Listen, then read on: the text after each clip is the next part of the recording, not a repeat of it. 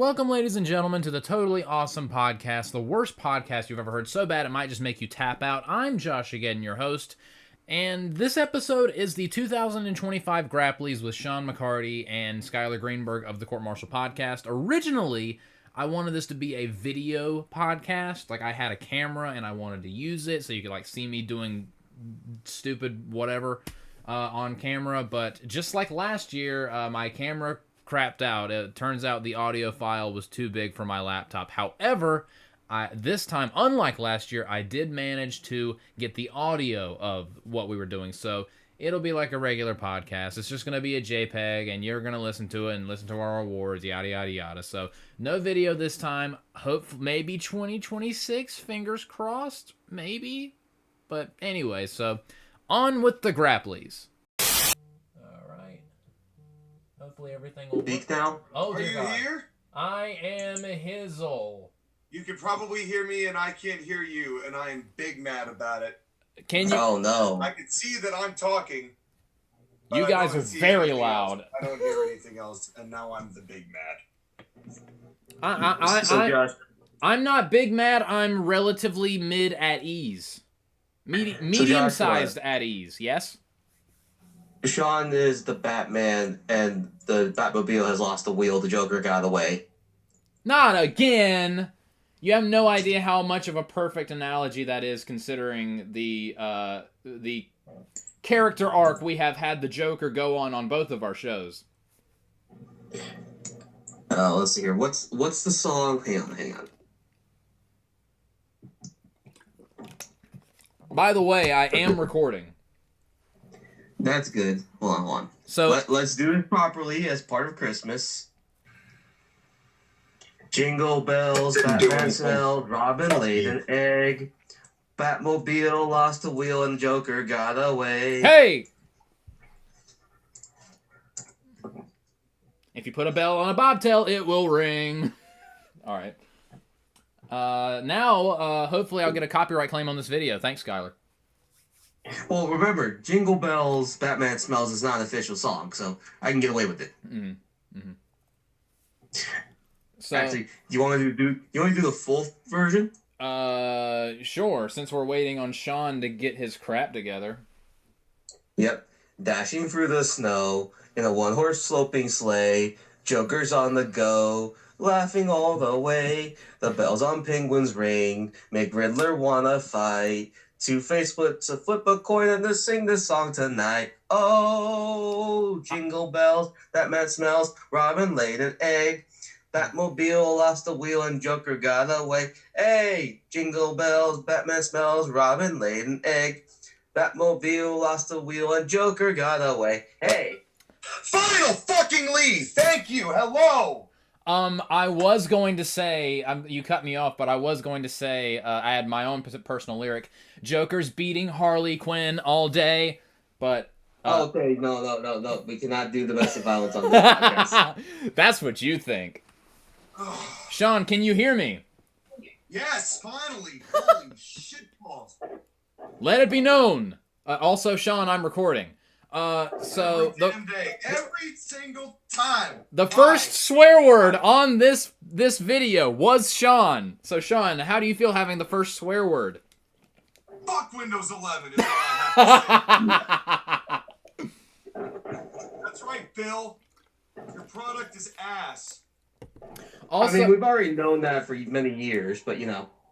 Speaking, well, I had a perfectly functional Windows 10 laptop that did a hell of a lot of great work, and then they forced my hand into getting Windows 11, and it has been non-stop nothing. It's made the laptop nearly unusable. And then the laptop decides, hey, I'm just going to not bother to care whether you have Bluetooth or not, and basically hit it like it never existed. And once they did that, then I had the joy of then looking on Reddit to see how everyone else fixed it, because understandably everyone else on Windows 11 had the same fucking problem. That's the opposite of whenever I go on Reddit. Usually when I go on Reddit because I'm having some kind of problem, it's one of those things where literally no one else on Earth has had this problem before. That's usually what happens to me. What?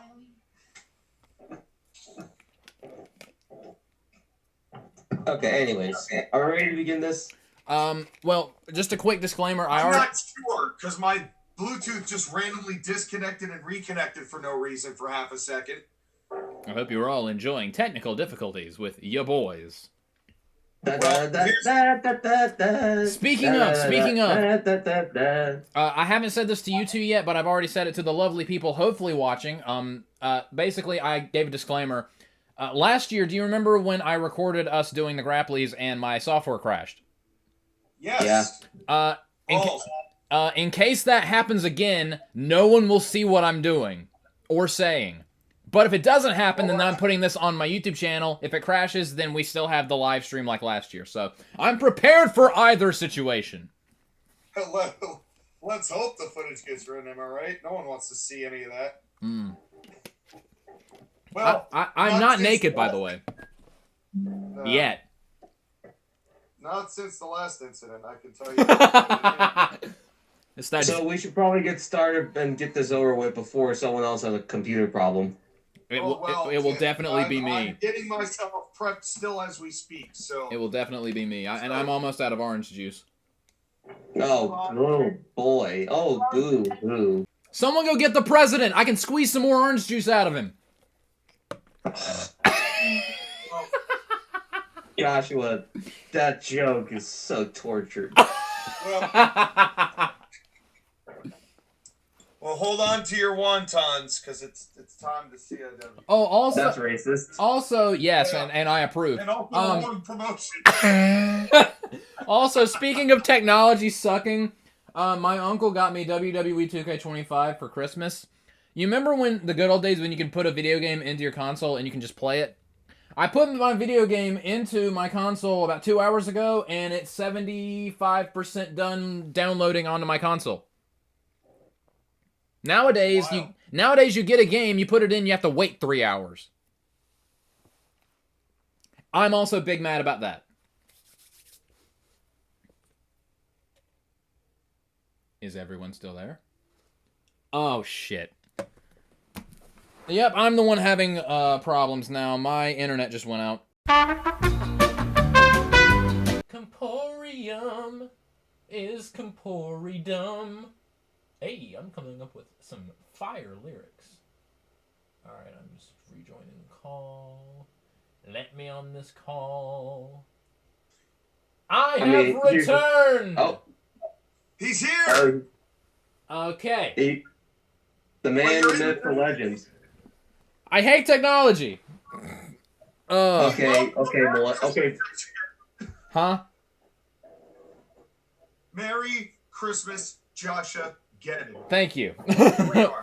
So. Okay, Boomer, calm down. Don't you okay Boomer me, you sick freak.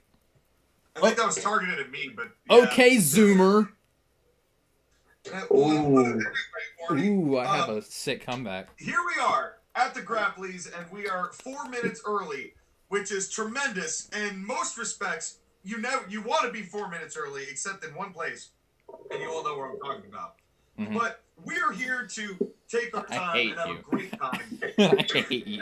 We go through our this is there's part of the Skylar sickness we were talking about before Josh again returned to us from the land of the dead. Dude, blame Comporium. Comporium sucks. I literally I was telling you that I was downloading 2K25 because modern games you have to wait 4 hours before you play the game. I just turned my Xbox off to conserve power in my house. Well, sometimes that's what's got to be done. Hold on, let me wipe your face here real quick. Wipe my tears. That's right. Cry it, and that's real glass. Cry me a river. Yeah. Oh shut up. But in any case, dude, I'm saying wipe my tears, and now we're going to talk about 25, and all three of us are going to be crying. It's the 6th annual Grapplys, and boy, this was the hardest list to compile. Now, for those of you who have been here for forever, we have done the Grapplys for 6 years, where we have culminated our wrestling viewership throughout the year, most of which you can find in review form either on this channel or TAW Gaming. Both places have them. Sometimes we can't be bothered, or I can't be bothered to edit. I would have had one last year, but my stuff broke. Yes, something that has already threatened the integrity of this stream. As is custom with the Grapplys. But the way this works is that we have 13 categories. We're going to give the best of each category and the worst of each category. And we've got 2 wonderful belts here for those of you watching at home. This here is the Grapply. This is for the worst of the category, and it is the same one that we have had since we started. And then we have the Core Martial Podcast Best Grapply, the actual Grapply Award. And the winner of the Grapply gets this fine belt. And by get, I mean just has it shown in their general direction. We have yet to mail them anything, but they have yet to pay us for the spot. So, you know, the ball's in their court, really, the way I see it, guys. So, in any case, would you don't like get to the award until you pay the dollar, you know? That's right. And considering the cash rules everything around me, cream, get the money, dollar bill, yo. Let's get into this. We're a bunch of cringy white boys. Joshua, would you want it any other way? Honestly, no. I like it when our Exactly. audience... I'm like WWE. I like it when our audience is in pain. Well, by the end of this night, you too shall be exposed as a pasty, nerdy white boy. Indeed. Oh, God. As if both of our audiences don't already know. That's right. Oh, you didn't know? No, we're not doing the Road Dogg bit. His writing for SmackDown sucks. When his writing for SmackDown improves... All right. Ladies and gentlemen, boys and girls, children of all ages. Oh my God, shut up. Oh, Terry, now. I'll just move over to the other guy who's on AEW for some reason. Oh, God. We gotta steal all our material. Is that how it's gonna be, Sean? Yes. Well, seeing how you mentioned daddy ass, let's start with a bad category because let's talk about something that's ass. Okay. Which covers a lot of ground in 2025. It covers the whole damn year pretty much. That's right. Let's start with the worst men's match of the year. Oh. Let's start with something big because we typically don't, and I think it's worthwhile to do so here in this situation. So let us begin with the worst. Your nomination, Skylar, for the worst men's match of the year. Oh boy, there are several good nominations I could have for this one. I can go WWE, I could go AEW, I could go New Japan Pro Wrestling. Although, who cares about Japan at this point? I assume Japan does. I don't follow it really, but Tony Khan does. Tony loves Japan. I'm sure he does. I like Dragon Ball. I'm sure he does. I'm positive he does. But Clear. let's be clear about something, okay? Worst men's match, I'm gonna pick an AEW match because I'm unoriginal. Oh yeah. And what was supposed to be a culmination was really just another, oh, we're doing this shit again. Jon Moxley versus Adam Hangman Page. Which one? How many times do we have to see this match for it to not be good? I assume you're talking about the one at All In. Yes, of course that one. The one where Jon Moxley lost the title finally to Adam Page to culminate him and make him the main character of AEW. For him to only hold the title for a couple of months before immediately losing it to Samoa Joe. Yeah, that one. Exactly. But have you guys seen this match? I have. Okay, Sean. Joshua, is it a good match? You're gonna hate me. I actually did enjoy it. There were things that I had. There were things I had criticisms of, like the whole Darby Allin, them randomly showing a video on the Tron of Darby Allin on Mount Everest for no reason. The Mount Everest pop-in was stupid, and the whole thing, like, there were some stupid things, but it was basically a poor man's WrestleMania 40 Cody Rhodes Roman Reigns situation. That's exactly my point, is that they basically cut, beat, and paste, and I hate it when they copy and paste. Now, you get your next selection. You're passing the con to me, Skylar? Yes, I am. Okay. There are two matches that I have in consideration for worst men's match of the year. One is WWE, one is AEW. I'm gonna list the runner-up. John Cena versus Cody Rhodes at WrestleMania 41. The match itself I understand was why you say this. the reason why I'm not nominating this one is because the match itself was fine. It wasn't awful. It wasn't bad. It was perfectly fine. But oh my god, that finish. Probably spoiling something later on, but that is one of the worst finishes to a match in WWE history. It was astronomically terrible. And it basically killed the show. It was that bad. That whole nonsense with Travis Scott. Killed the weekend. Really? It basically deflated the year. Well, that's not true. That and someone else who we'll be talking about a lot, especially when Grapplys are concerned, deflated the entire year. But man, the finish of that match was so bad. It is the worst finish to a WWE match in a long time. But again, the match leading up to it was good. My worst match of the year is a match that sucked up and down, and the finish was astronomically terrible. My pick is Jon Moxley, sensing a theme here, versus Adam Copeland at Revolution. Oh, you're talking about the one where Copeland broke his leg? No, that was Copeland versus Malachi Black in a cage match. Oh, okay. This was the one where Copeland tried to be like a big star and he wasn't. No, well, that's every Adam Copeland match. This was the one where they, like, the whole 15 hours prior, you saw literally everything you can possibly see in wrestling multiple times. And then Adam Copeland and Jon Moxley were like, yeah, we'll follow that. Despite the fact that they're both broken. Well, they're not old, but they are broken down. And they had a boring, lifeless, dull-ass match with Jon Moxley's inability to care or sell. And then, because neither guy wanted to, like, both of them did not want to lose the match. So the solution was Christian coming in with his totally not Money in the Bank, cashing in just so Jon Moxley could choke him out.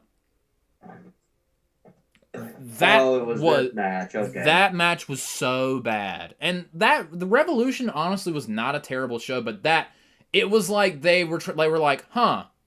So the Cody Rhodes John Cena match had an awful, like, all-time terrible finish. Here's ours! So my pick for worst match of the year for the men is at Revolution, Adam Copeland versus Jon Moxley for the AEW title. It was truly horrendous. Bad match, all-time terrible finish. Jonathan! One of those two matches is going to win. I know that mine is not going to because my nominations are nowhere in the realm of those. Right? And by the fact that I have avoided AEW like it is cancerous. You know, like it's a lead factory. So I haven't watched any of this material. I've, of course, seen peripherally, but this year I really wanted to try and just limit it to what I've seen. Because I don't want to just be like, oh, well, Moxley sucks because it's the thing to say that he sucks. I know it's true. I'm not saying it's not true. Yeah, don't be ashamed of the truth, Sean. No, I'm not. But I'm just, I'm ashamed of what they did to our truth, but that's a different story.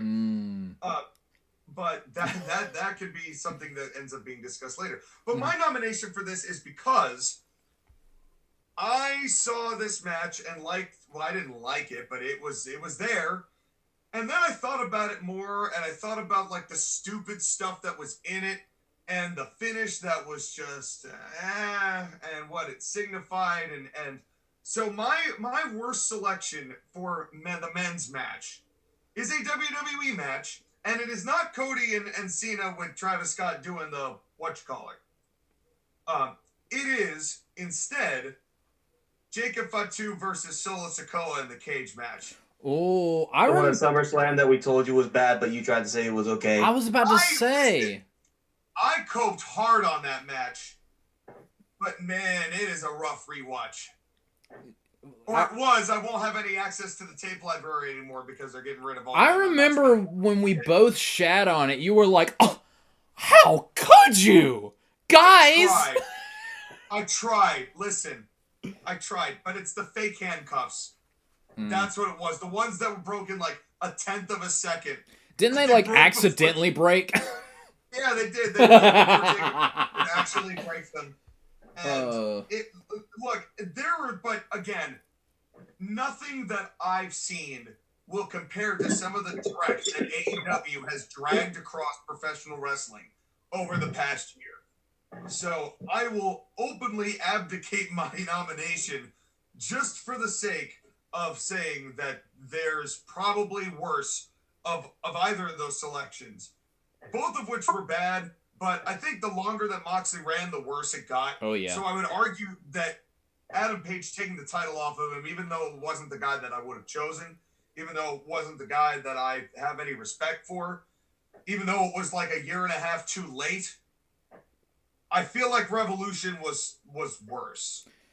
I'm not saying Edge should have won the belt, but if you were going to do anything to resurrect his momentum, that would have been it. What really clinches it for me is it's 2025 and you have two guys that are like, no, I don't want to lose. And it got to the point where Christian was like, fine, I'll be the adult. I'll cash in my thing that's totally not Money in the Bank. Right. And I'll lose for both of you. I forgot about the temper tantrums around that. Yeah. Yep. Mm-hmm. Yeah. Given the context of the temper tantrums and the fact that neither of those guys didn't want to do business, and to the point where Christian had to sacrifice his own push for Edge, oh my God, where have I heard that before? And think about I will give it to you with John Moxley versus Copeland, but that's razor thin. Dude, what's really funny about that is look at Christian, the leader of the patriarchy, being being the only adult in the room. It makes sense. In AEW, yeah. Because there's hardly any adults in that room, and the ones that are adults are ignored. Oh, and their hardcore rematch where Edge suplexed him on that spike and it was stuck in his skin because John Moxley's an idiot. That was also bad. But at least Edge was okay with losing that match. There's a reason I had John Cena hospitalize him on my show. Just saying. That is, in fact, why it happened. As we now move on to a Grapply. I think we should move on to some happiness, shouldn't you? I won't keep us in the dregs for forever. Let's move to the best tag team of the year. Okay. Now, the reason Josh McGettin is laughing is that I said, well, first of all, because I'm abstaining from the entire tag team category. Because I've watched 2 tag team matches all year. The first was the best of 3 falls match that was good and deserved more respect between the DIY and the Motor City Machine Guns at the Rumble. And then the Elimination Chamber tag match. I've seen a lot of women's tag matches, and I'm not counting any of them. Because women's tag team wrestling is cursed. And it's bad. And you cannot dispute it. Let alone whether it's good or bad. It's just cursed. Yes. And so I am abstaining from a vote on this one, so I can be a judge. Maybe just if you convince me that it's good, maybe I will give you my persuading vote. But let's start with Josh again this time. Your tag team of the year. Sean, I regret to inform you that tag team wrestling is deceased. I'm abstaining from my vote. Don't you think I'm aware? Yeah. But I used to love tag team wrestling. Now they're they're curtain jerking on my program. And that is, in fact, why it happened. I will give one honorable mention. I do like AJ Styles and Dragon Lee. They have meshed very well. So I do like them. They have. But that was the last third of the year, so that doesn't really count. I'm going with the Hardy Boys. They have been doing great stuff on TNA, great stuff in NXT. They're the TNA Tag Team Champions, the NXT Tag Team Champions. They have a couple tag team titles from some independent promotions. They're basically if Mercedes Moné had an older brother and was also good. So that's basically what they're doing. And not only that, they're a big reason as to why TNA got that TV deal with AMC. So I'm going with the Hardy Boys in 2025. Well, and I will have to say this: it's kind of hard to call them Hardy Boys when they're both like parents. The Hardy dudes. They're the hard dads. The hard dads. So Matt and Jeff, the hard dads. The hard dads. And good for them. Honestly, I've always liked Matt. You both know this. Mm-hmm. I've always been more partial for Matt. I'm happy for Jeff that he's gotten his shit together yet again. And the fact that they are able to, mend the relationship with WWE is also good. It's so I'm good for you guys. I appreciate the Hardys putting in the kind of work they are with some competence behind them. Skylar? My nomination is Charlotte Flair and Alexa Bliss, but I'm voting for the Hardys. Good job, Hardys. You have won. Wait, so you mean to tell me that in the first 2 awards, Edge, Jeff, and Matt Hardy have all won? That is what does that say about 2025? That the first 3 Grapplys going out are Edge, Matt, and Jeff. It goes to show that Edge is not going on for a good reason, okay? Well, but still, and it might not be the only one he wins. That we will see. We will see. All right, let's keep in with the positivity here. All right, and let's move on to promo of the year. Now, promo of the year is not what one promo was really good that set the stage or did whatever. This is who's the best on the mic? Who's the best on the mic in 2025? And I will lead this one off and say that for me, the winner of this is consistency. Hasn't taken any time off, has been fed some like non-material, but has still been at least tried to find a way to make it work. He's still the most believable of anyone, even though, again, despite the booking surrounding him, it hasn't really mattered for this guy, and it's only just gotten better, I think, with time. You know, he's has been the best for a while. My vote is CM Punk. I figured you would go with CM Punk, and that is a good choice. Let's move on to Skylar, as I write down the winner of the last one. So the thing I'm going to say right now is that I'm going to allow myself to be a fanboy, okay? Go on. And because of that, and both of y'all know who my favorite wrestler is, and the fact that we got to see some new stuff from him this year, and I didn't know he had it in him, but I'm going to give it to him because some of the stuff that he was talking about was really good and really made me hate him, which is saying something because it was a retirement year. John Cena. Jonathan Cena. The audacity. That's one of the programs I'm using. Don't jinx it. Listen, the heel stuff was good. Let's be honest. For the most part, it was good. He made people hate him. He tried his best with what he was given, although some of what he was given just decided never to show up again.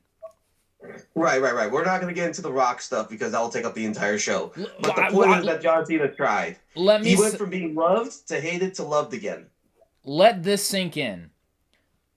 After the Elimination Chamber, the next time we saw The Rock was on a video package during Saturday Night's Main Event when John Cena retired. That literally. We have not seen The Rock all year except for that. Listen, I get the hatred. I'm not spotlighting him. Let's move on. So my pick for promo of the year. I think Cody Rhodes has had a really good year despite some of the stuff he's had to work with. I think CM Punk has had a good year. But there's one guy who I have honestly loved watching cut promos this year. And we have our winner of this Grapply automatically because my pick is also John Cena.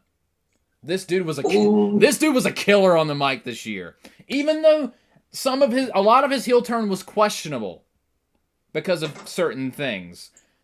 He was awesome. His fault. That was not his fault, and he was doing his absolute damnedest. And he has, like, over the past, like, decade, he has really stepped up his promo game. And it might have to do with acting in a lot of movies that's really helped him. But, man, he's just watching him cut people down and using references that only he can get away with. My favorite was probably when he turned around the pipe bomb on CM Punk on SmackDown that one time before their match at Night of Champions. It was incredible. I loved John Cena on the mic this year.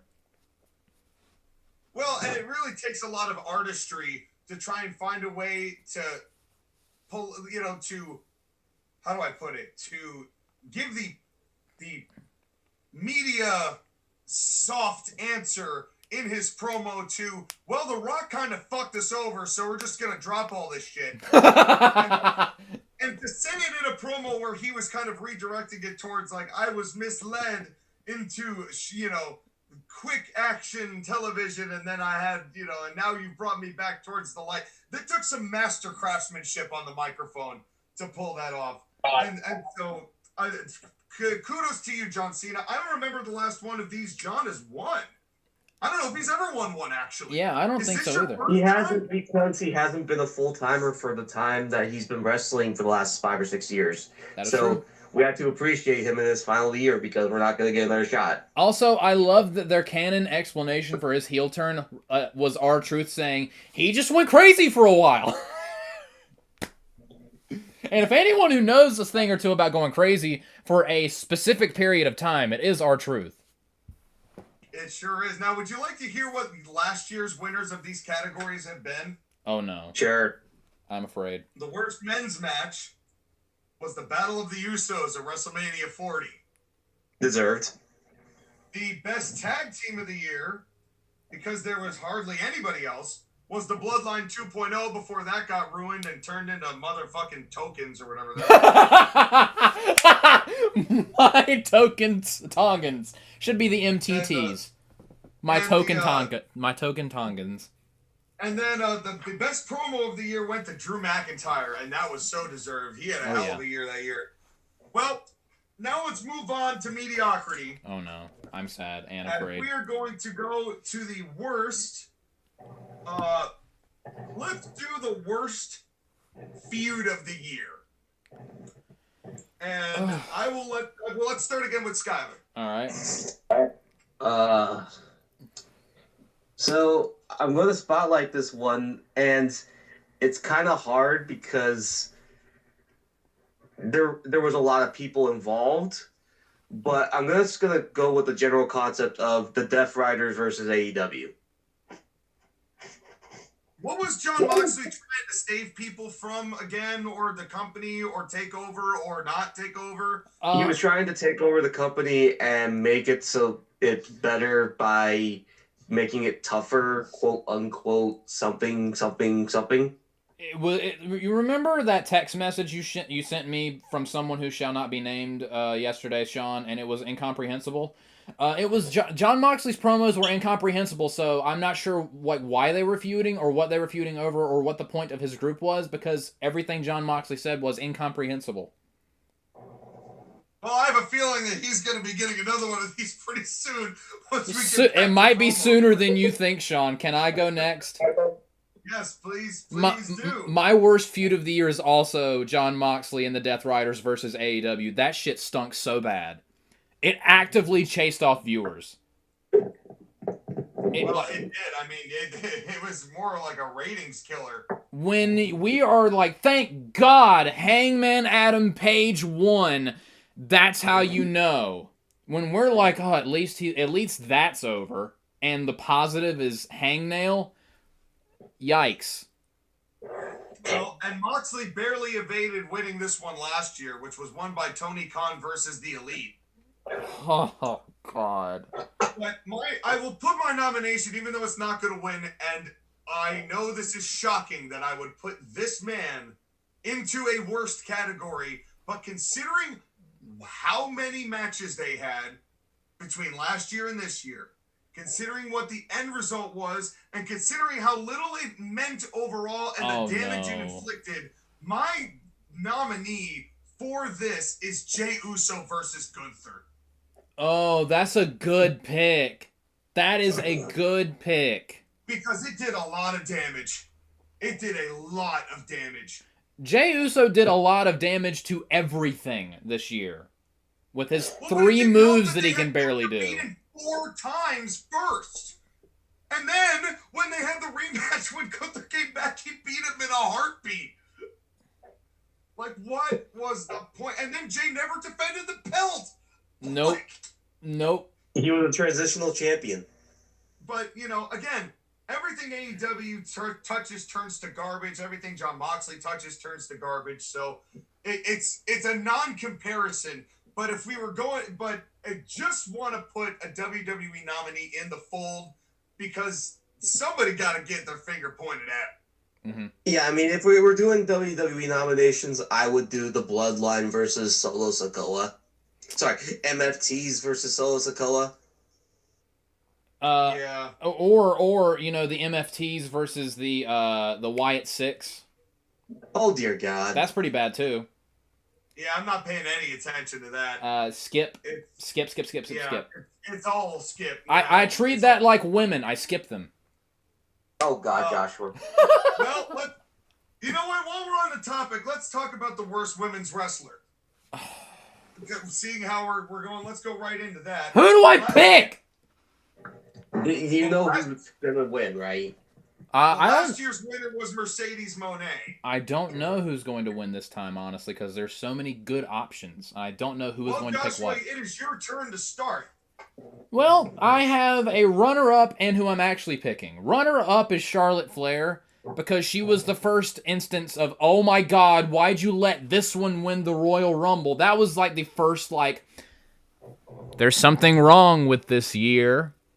And then she went on and went out of her way to sabotage her entire feud with Tiffany Stratton, including and not limited to the actual match at WrestleMania. But she put over Tiffany, and after that, she started behaving, and she went into tag team purgatory. So I don't even care. So all she had to do was just wreck her Tiffany Stratton's relationship with Ludwig Kaiser. That is also true, but she basically became a non-issue. The first couple months, oh yeah, absolutely, I would have picked her. But she petered out, and she's doing whatever with Alexa Bliss. I literally have watched... The last women's tag team match I've watched was probably Charlotte and Alexa winning the tag team belts at SummerSlam. I think. I could be wrong. I don't remember, and I don't care. My pick for worst women's wrestler is someone who's come back recently, and everything she's been a part of has been complete and total garbage. Except for one thing where she was carried to a semi-decent passable match, and it was not because of her ability, because she has none. Go back to the Divas era where you belong, Nikki Bella, you suck. And she said that she's retiring some... She said that she's retiring some point. Like, this is her last run. Please let it be soon. Please, please, please. When you make me have to choose between women's war games or a Nikki Bella match, stop. Get some help. You made me almost skip a Stephanie Vaquer match. How? And they're still feuding. Because on Raw, Nikki Bella attacked Stephanie again. God. So what you're saying is that Nikki's going to win the belt at the Rumble from Stephanie. If that happens, I'm going to be beyond furious. I'm going to be... in Saudi Arabia, no less. Oh, my... Wait a minute, no, then they're not having that match. They don't do women there. No.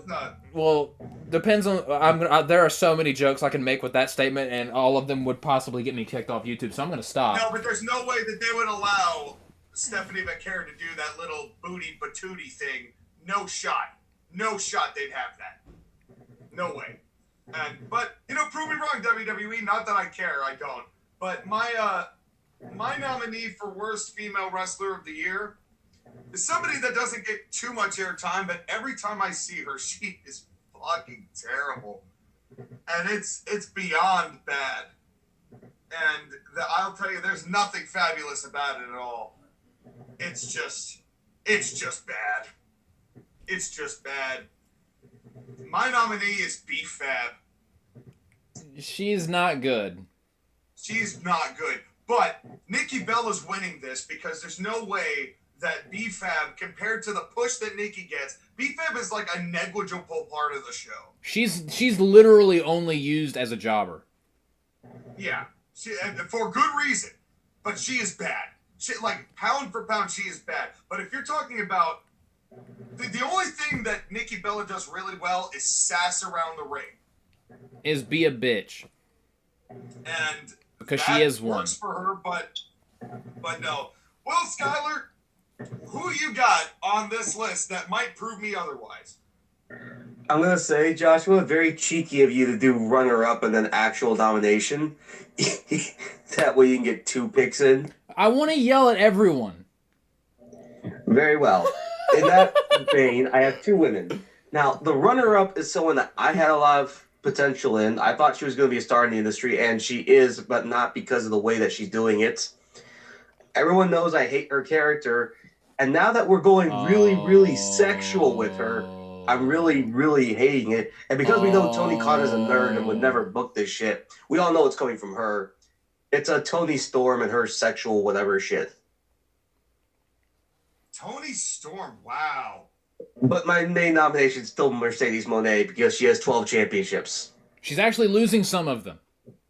I think. That's what I've heard. I forgot about her, actually. Like, even though she won it last year, but like, I forgot that she did all that shit. And all the belts and all the airtime and all that whatever that she's doing. She's dating a Minotaur. Am I right about that? Yeah. I like to pretend that she doesn't exist. She does if she wrestles for AEW. When I'm reminded that she exists, it makes me contemplate the meaning of my existence here on this hellhole we call Earth. Let's be clear. The fact that, like, we have tag team championships that she's going to be winning, you know. Why does AEW have tag team titles? You know, I must say, though, you know, Skylar, you're making a hell of a case here because Nikki Bella is infuriating, but she doesn't cause, like, existential crises. She does for me. The way that Mercedes Moné does just existing. And they're really not too dissimilar.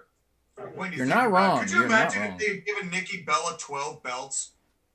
Could you imagine if she went to the Indies and they gave her 12 belts? That would be Mercedes Moné. Listen, there is her only. Oh, by the way, she just did a Meteora while we were talking about it. Go ahead. There is no indie promotion I think that would ever hire Nikki Bella. I could be wrong, but still, she would charge too much money.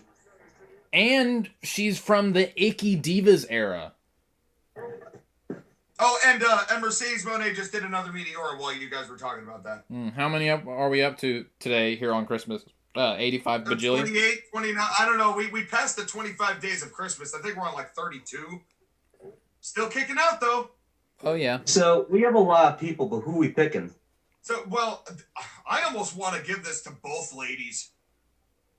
I almost want to give it to Nikki and Mercedes because they're equally problematic and they're getting an equal level of high-angle push. Hey, Lay Cool once broke the women's title in half and were like co-champions. I think we could break the Grapply. Yeah. I've broken plenty of Grapplys in my life. You know? Yeah. So, like, are we just going to... Pinch it off and come back to it later. Yeah. So... So the AEW one goes to Mercedes Moné and the WWE one goes to Nikki Bella. I'm cool with that. I can roll with that. Listen, this is our award show. We can make our own rules. Yeah. That's right. And you will like it. And you will respect it.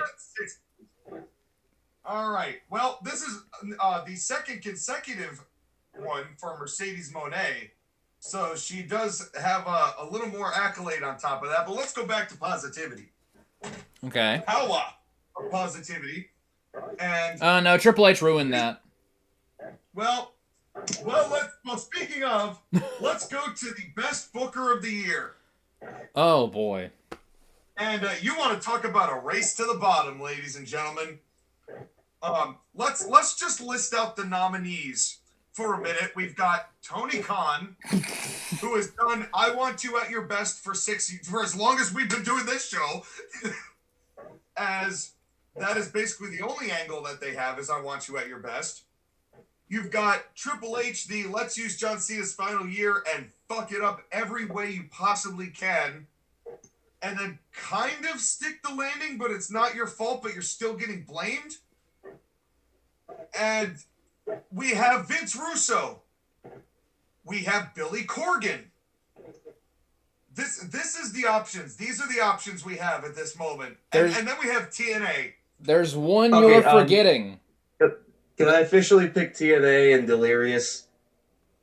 I mean, they're the best case scenario of anybody here. I mean, they were my nominee because everybody else... Well, my nominee was Booker T just because his name is Booker, because that's how bad the state of things has been. But then I remembered he actually books Reality of Wrestling, so I don't know whether he is actually any good or not. So There's one name. There's one name you are forgetting, and he is my nominee. Would you like me to divulge? Yes, sure. Please divulge. Oh, well, if I do that on camera... Don't rip it out. Just say what you got. Shawn Michaels. He's been doing pretty well with NXT. And pretty well is literally, like, so far above the bar of everyone else. He's turning out some actually good people. For Shawn Michaels. Yeah. I can't dispute that. And considering that Shawn really opened the doors for Delirious and their collaborative work together, I think that's worth giving. Well, amazingly, this is an underdog victory, I think, here. Oh, yeah. The boyhood dream has come to I was like, Sean, you better not pose with Playgirl with this title. Oh, Okay? no. Hey, he can pose however which way he wants to. I may or may not have reading material after this show. So wait a minute. No, in 2025, let me just read to you the list of winners here. So on this list, our winners are the Hardys, John Cena, and Shawn Michaels in 2025. That is how bad shit sucks right now. This is where we are. Dear God, everyone. 2005? No, it's 20 years later, and somehow things are worse. It sure feels like it. Well, let's move on. Let's do another good one here, because I like kind of doing these two in a row. Let's go to the best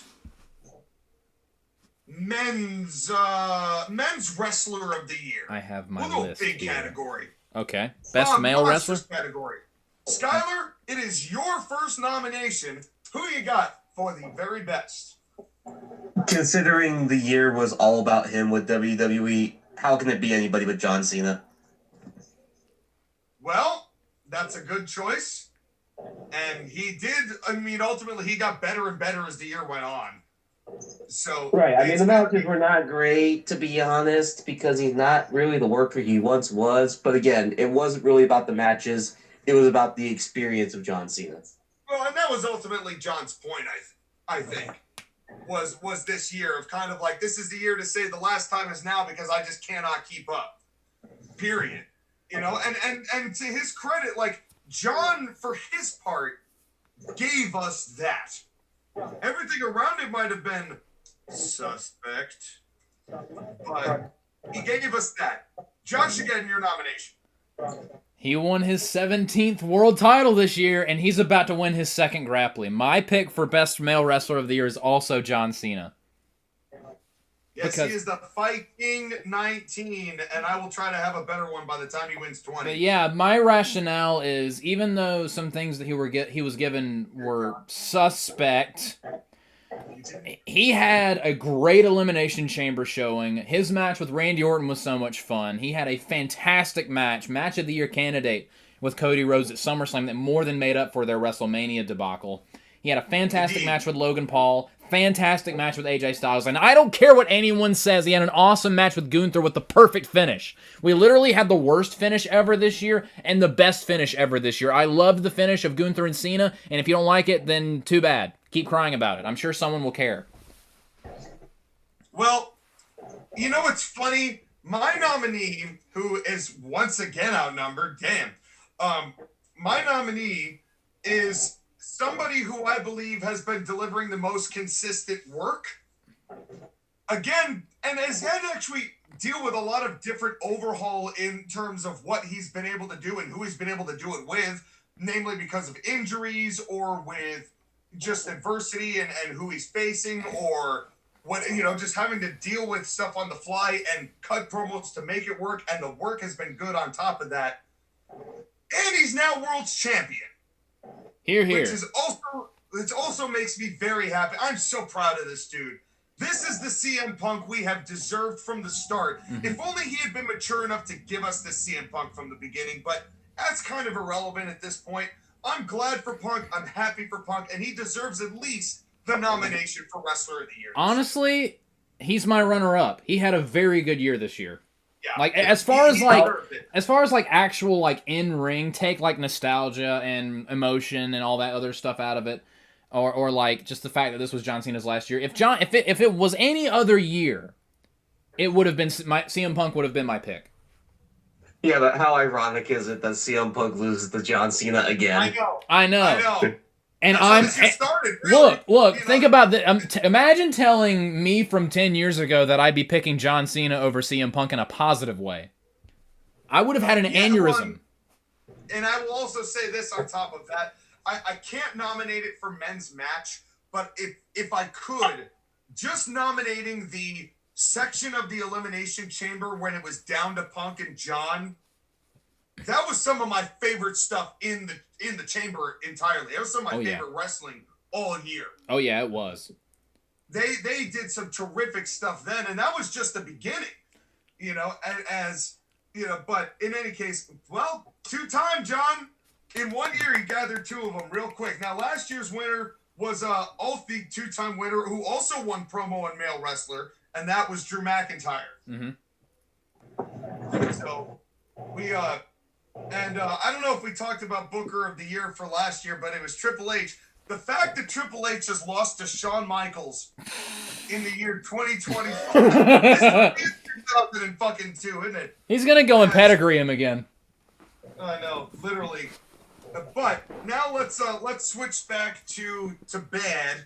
Speaking of, and we're gonna do this as I make a quick hat change. Okay. I'm going to leave this to Josh again to tell me who your most regressed wrestler this year is. This is a person that we're gonna be talking about a lot, especially when it comes to the Grapplys. This dude actually used to be good when he was doing what he does well, when he was where he was supposed to be. I'm not sure if this is a regression or an exposure. My pick for regression of the year is Jey Uso. The longer the year has gone on, the worse he has gotten.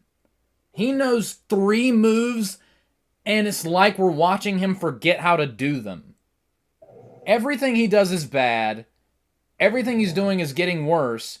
And it's so bad that they literally had a segment where he was basically like, yeah, me and Jimmy are a team again, and we're going after the tag team titles. And everyone rejoiced that Jey Uso's going back into a tag team where he never should have left. He used to be like, and he had singles matches during the Thunderdome, and they were good. My voice cracked. That's how good they were. Or at least in comparison. But my God, Jey... DDT that he botched. Or whatever it was. The neck breaker. That neck breaker that turned into a snapmare driver somehow. Oh. And Punk was pissed. Oh. He was not. I lived vicariously through CM Punk when CM Punk gave him a curb stomp. Yeah. I was like, I want to do that to Jey Uso. Had to be done. CTE. Well, Skyler, So, your pick. but here's the thing. I watched this woman live, in person, win a championship this year. And since then, I feel like things have gone downhill. I don't know if it's her. I don't know if it's the booking. But what was started as a promising year has turned out to be just a middle-of-the-road situation where I don't know what she's going to be. I know they like her because they're giving her chances, but man, it's tough. Lyra Valkyria. Oh, that hurts my heart, but I don't agree. But I don't even remember the last match they've had her on. Well, therein lies the problem, because the biggest issue with Lyra Valkyria is that they had literally 0 plans for her after that Becky Lynch feud. That she should have won. Here's the thing, though, is that, like, had AEW not been absolute shit, Becky Lynch versus Lyra Valkyria would have been my nomination for worst feud of the year. Which also would have earned it. I mean, they had 1 good match. No, they had 2 good matches. I disagree. I really like their feud. It's just their... They had one on Raw I didn't watch. No. Their match. They had a match at Backlash. They had a match at Money in the Bank. Both were really good. It's just their SummerSlam match that was a disaster. And here's the thing, though. Their matches got worse. And that's the biggest sin for me, is that the matches started out good, and then they got worse. Specifically SummerSlam. We'll get to that when we get to that, because I have a feeling it's going to be nominated for something else. But to me, I was in person, live, watching Lyra Valkyria win the Intercontinental Championship while I went to the bathroom, So, so I heard the pyro go off when she had the belt in her hands. Women's wrestling! Oh, man. Oh, Skyler, the timing of that joke was fucking hilarious. You snuck in that jab. That was a knockout blow. Good. That was great. Dude, women's wrestling was Jake Paul looking at whoever Joshua that knocked him out. Like, just that look of fear. Well, Lyra Valkyria is definitely a good choice. And my choice... I choose this person because even though he was missing for part of the year, I really do feel like the cause is lost. And the reason I say this is that he's in a company that's doing him no favors. He's the only thing worth a damn in the company that's doing him no favors. And he's been in that company long enough to the point where the company is now rubbed off on him so much that I don't believe him anymore. And his matches aren't... I mean, his matches are fine, but fine by their standards is not good. You know, and he's given no one to work with, and the people that he does work with are just... He has to put over, or it takes everything in a day to beat them, and it's just... I just can't do it anymore. My nominee is MJF. Oh, that's not where I thought... I thought you were about to say Damian Priest. No. But you... No. And I don't care enough about Damian Priest to nominate him. But hey, that like MJF just does the same thing over and over and over again. He has grown zero. And to be fair, he's been given 0. Mm-hmm. But still, I just can't with him anymore. I just can't. Yeah. You can make the argument for FTR as well, but I think overall potential versus reality, Max is the person that I choose. I did not know that FTR were the AEW Tag Team Champions until last week, and apparently they've been champions for months. Tag team wrestling, everybody. Oh yeah. Yeah, exactly. You know what? Honestly, I might shift over to Sean's pick because that is a very good one. Not that either of yours were bad. They were both very good choices.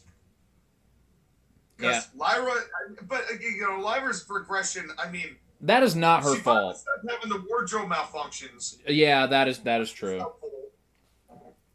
I mean, the thing is that, like, we need to see what she can and cannot do, but that whole thing of, like, her being a potential future world champion, it feels a little bit cloudier now, does it? Well, she also needs to drop the bird thing. Yeah. That's a mid card gimmick that you're not gonna break through by being a bird. But yes, ironically on Christmas I will pick the Jew. Man, Skylar with the zingers tonight. Damn, 2 in a row. I am down for some anti-Semitic zingers, man. Look, self-hating Jews, right? Self-hating Jews. Well, I can't speak on any of that. But Skylar's like, I am one, I can do it. I am one, I can do it. But the thing is, with Lyra, she's got time to rebound. Mm-hmm. I'm worried that the clock is ticking on MJF being ruined by AEW forever. To the point where when he goes to WWE, it's not going to be the sure thing that people might have assumed it was at one point. Hey, Sean, do you remember the bidding war of 2024? Neither do I. Yeah, me either. Yeah, all right. Well, RIP. We've got it. I'm just trying to figure out where it is on the card. There it is. And so, God, I did not want to give you one of these, Max. I really didn't. By the way, Edge/Cope won that last year. Deserved. And equally deserved. And now, let's continue in with the dregs. And we will go to the worst women's match of the year. Okay. Can I go first? No. Because I've got an order to this, Skyler. Down. Bad boy. Bad. But my nomination is Nikki Bella versus Becky Lynch at SummerSlam. That match fucking sucked. You mean that was Clash at Paris? Yes, I put down SummerSlam in my notes, but yes, Clash in Paris. It was bad. I didn't watch it. No, here's what happened. That was the show that we just all skimmed, which was the last of the Peacock era. But I remember avidly watching that match going, Thank God I'm not writing any real notes down. I've heard it was bad. It was bad. It's the worst Becky Lynch instincts plus Nikki Bella. Oh. And that's all you need to know. Go ahead, Skylar. Ooh. Well, considering that situation, I'm still going to go with the women's match that made me quit watching it in the middle of it. And that is an automatic failure for me. It's Lyra Valkyria versus Becky Lynch at SummerSlam in their hardcore match. That one was pretty. You mean SummerSlam Night 2, subtitled Extreme Rules? Bullshit. Still, that's what you should sell. It was pretty bad. That one was also pretty brutal. I won't lie to you. By the way, the AEW match for the women's worst is the Blood and Guts match that they did. I don't know why I watched it. I don't know why. I didn't see it. I was mildly curious.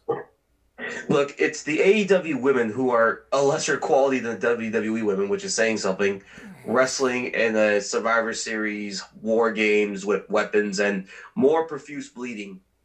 And it wasn't even that time of the month. And I'm sure at some point Tony Storm hit someone in the vagina or something, you know. I don't remember. I don't remember what happened. I'm sure I don't even remember did. who won. Tony? Sure, I Tony guess. Khan, yes. Tony Khan wins and everything. Exactly, yeah. Yeah. Okay.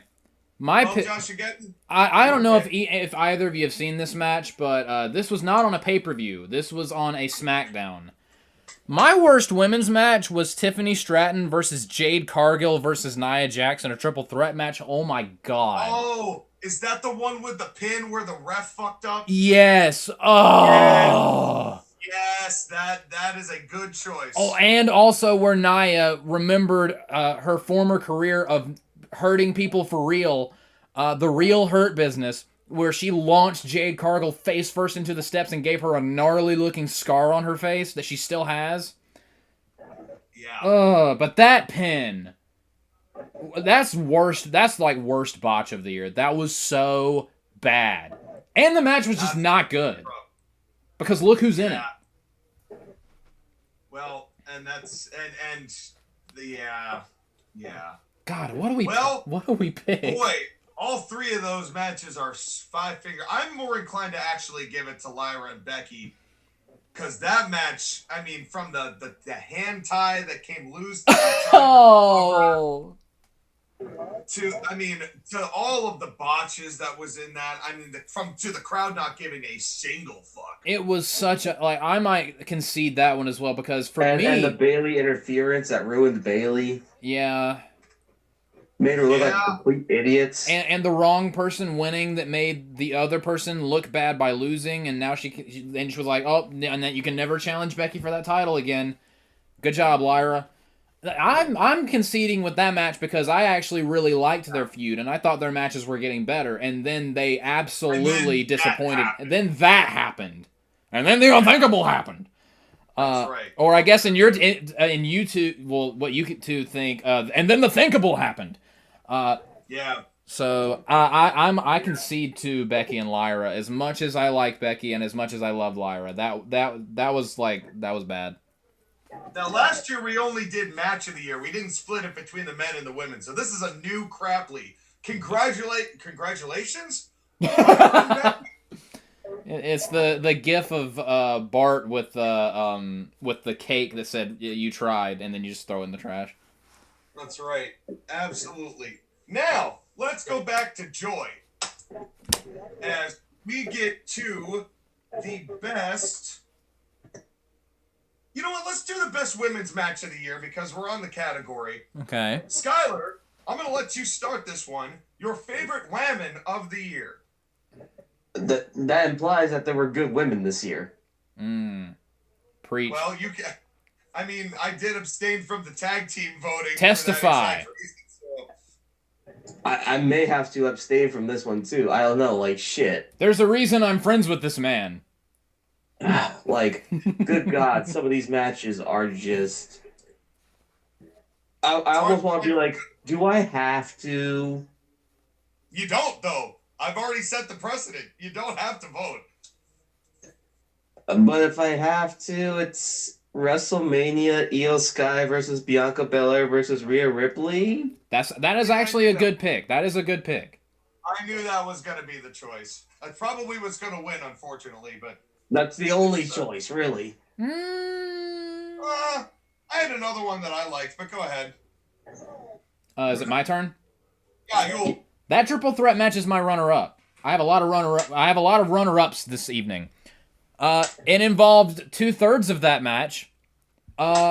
My pick for women's match of the year was Io Sky versus Rhea Ripley at Evolution. That was such a fantastic match, and I even really liked the finish where Naomi cashed in. And if we had a heel turn of the year, like the actual turn goes to Cena, but the heel run would have gone to Naomi if Jimmy Uso would have proceeded with caution. Let's be clear. When we get to Women's Wrestler of the Year, it's a stacked field. But yeah, my women's match of the year is Io Sky versus Rhea Ripley at Evolution for the women's world title.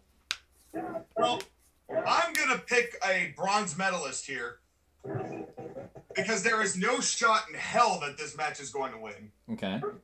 But I want to put it on there because it way over-delivered on expectations. And it showed potential for somebody who now has no more potential. We're going to get to that award very shortly. But my nominee is a match, and that same WrestleMania 41, Naomi versus Jade Cargill. Wow.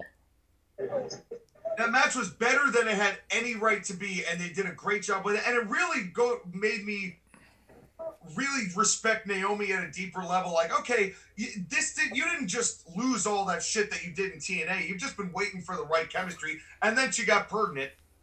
Thanks, Jimmy. Big Jim. We lost that momentum. Jim, not even once. But before that happened, they had a good match. Mm-hmm. And I think they deserve the credit for having a good match on the biggest stage. And it might be Jade's best match that she'll ever have. That might come into play later.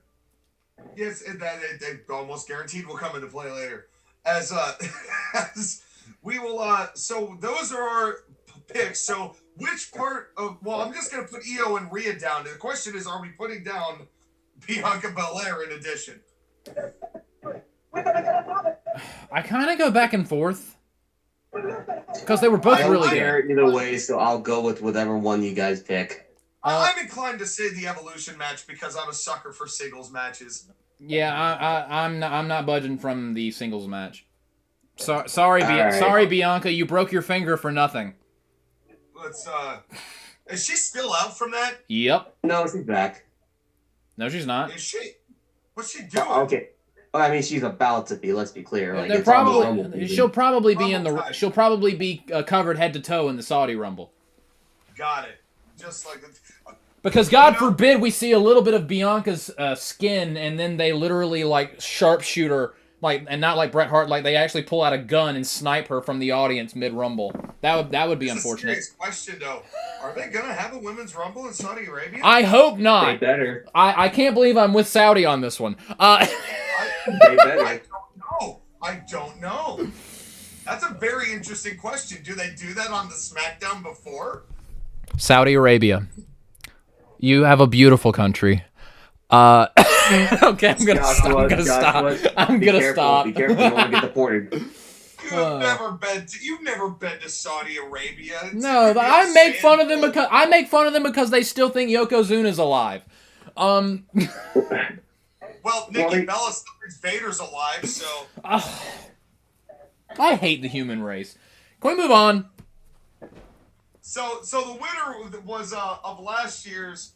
We didn't do a women's match winner last year, so new award. Good job, Rhea and Io, for winning an award. We now move on to more joy as we do let's do the moment of the year. I feel like this /angle of the year. I feel like this might be unanimous. No, because I chose one deliberately different. Oh. I think than the one. It's obvious. There's an obvious winner here. Yeah. But I had another one that was equally as entertaining, at least for me. But let's see, where are we at? We got number 10. So we just had Skylar go. So Josh, again, it is your turn. If only the follow-up was better. What we could have had, bro. Imagine if we had that I want to live in the universe where The Rock was actually on TV more and we actually got like a cool heel thing with John Cena and The Rock. Or I would even take an alternate universe where John Cena turned heel at WrestleMania.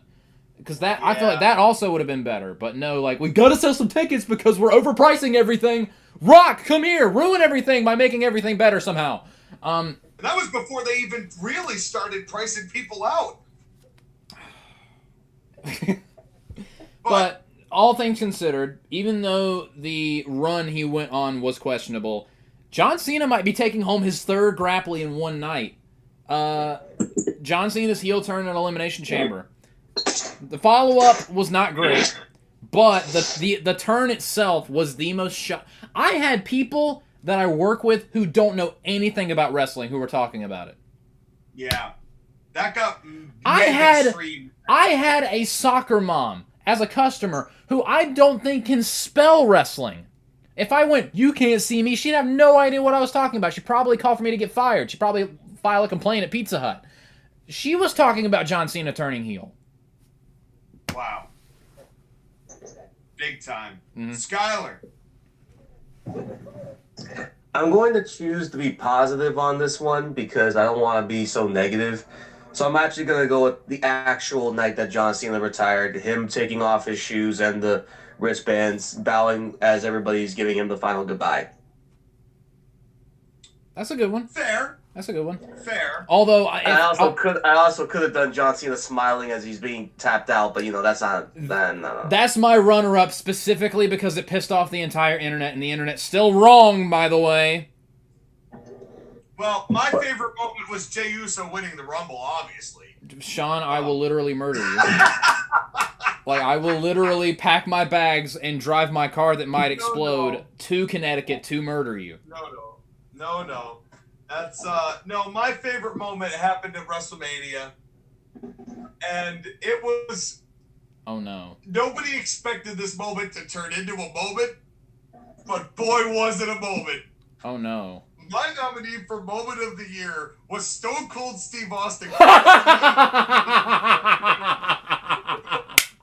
And then counting attendance, like he didn't just knock over 5 people, one of which took a bump trying to get a paycheck from Nick Khan. Oh, that was so funny, and it was that was an unexpected gem this year. It was a literal car crash right before a metaphorical car crash.